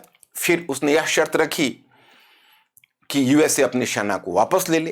तो पहले ये बात थी कि एक व्यवस्था कायम हो जाएगी, उसके बाद यूएसए अपनी सेना को वापस लेगी। अब तालिबानी जिद कर रहे, उनका पिछले 1 वर्ष में उन्होंने और भी प्रगति कर ली है कि नहीं, यूएसए पहले बाहर जाए, उसके बाद प्रबंधन हो। यूएसए रहे या यूएसए बाहर जाए, लेकिन प्रबंधन क्या होगा, ये बहुत बड़ी समस्या है। और जो पड़ोसी राष्ट्र है उनके भी अलग अलग इंटरेस्ट है। पाकिस्तान का इंटरेस्ट अलग है, ईरान का अलग है, ईरान शिया है, पाकिस्तान सुन्नी है। रशिया का अपना एक अलग स्कोर है, उसका अलग इंटरेस्ट है। चीन के इसमें इंटरेस्ट अलग है, चीन अपने सॉफ्ट पावर इमेज को भी बढ़ाना चाहता है।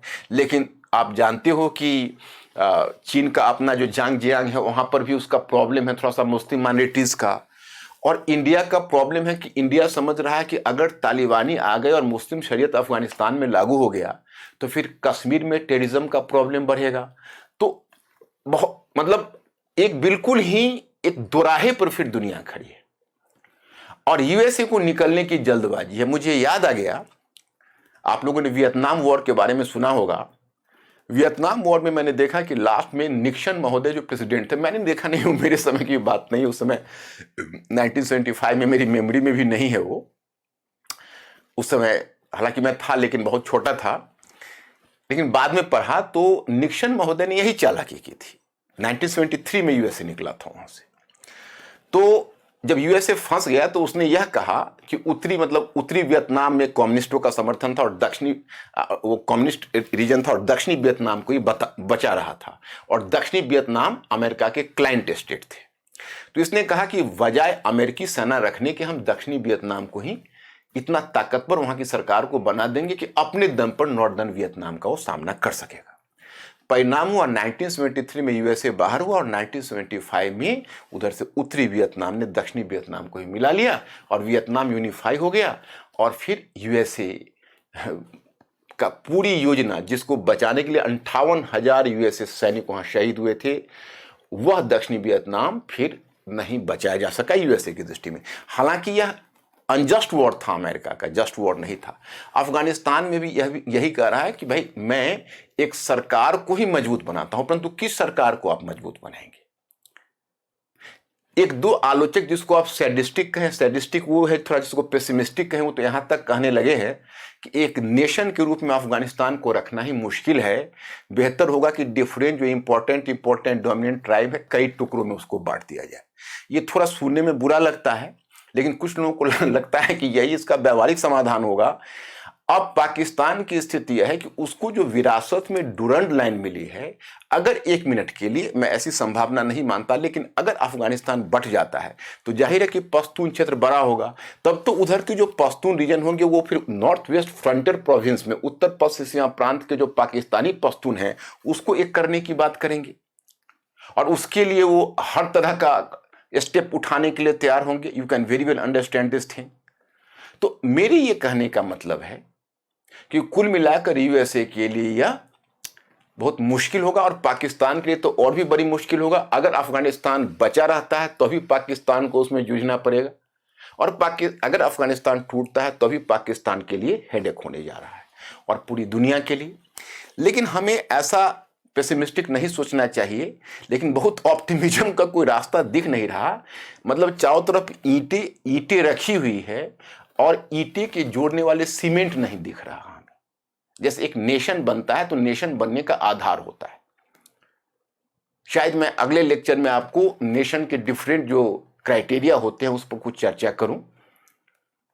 तो हमें ब्रिक्स तो दिख रहा परंतु मोर्टार नहीं दिख रहा।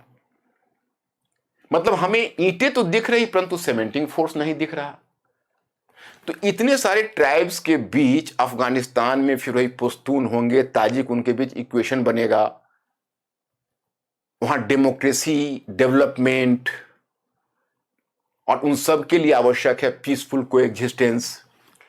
तो अब आप लोग अब यहां से ऑब्जर्व करना शुरू करिए, अब अफगानिस्तान की नीति को देखना शुरू करिए और इसी तरह से अगर पास से आप देखते हुए ईरान की समस्या को आएंगे और बगल वाले देशों की, मैं सिर्फ यही कहूंगा कि जो भी चीज आप पढ़ना, जैसे रशिया के बारे में आप व्लादिमीर पुतिन के बारे में पढ़ना, तो आप उसकी नीति को तात्कालिक परिप्रेक्ष्य में देखोगे तो नहीं समझ पाओगे।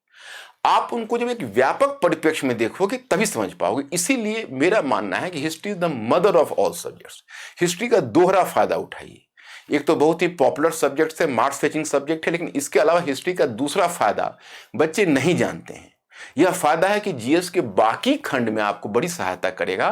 अब आज मैं यही रुकता हूं, आप लोगों पर छोड़ता हूं। आप लोग इस पर सोचना, अब करंट से इसको जोड़ना, और मैं फिर संभव हुआ तो दूसरे वीक दूसरे लेक्चर लेकर आऊंगा। Thank you very much. I will see you later. Thank you.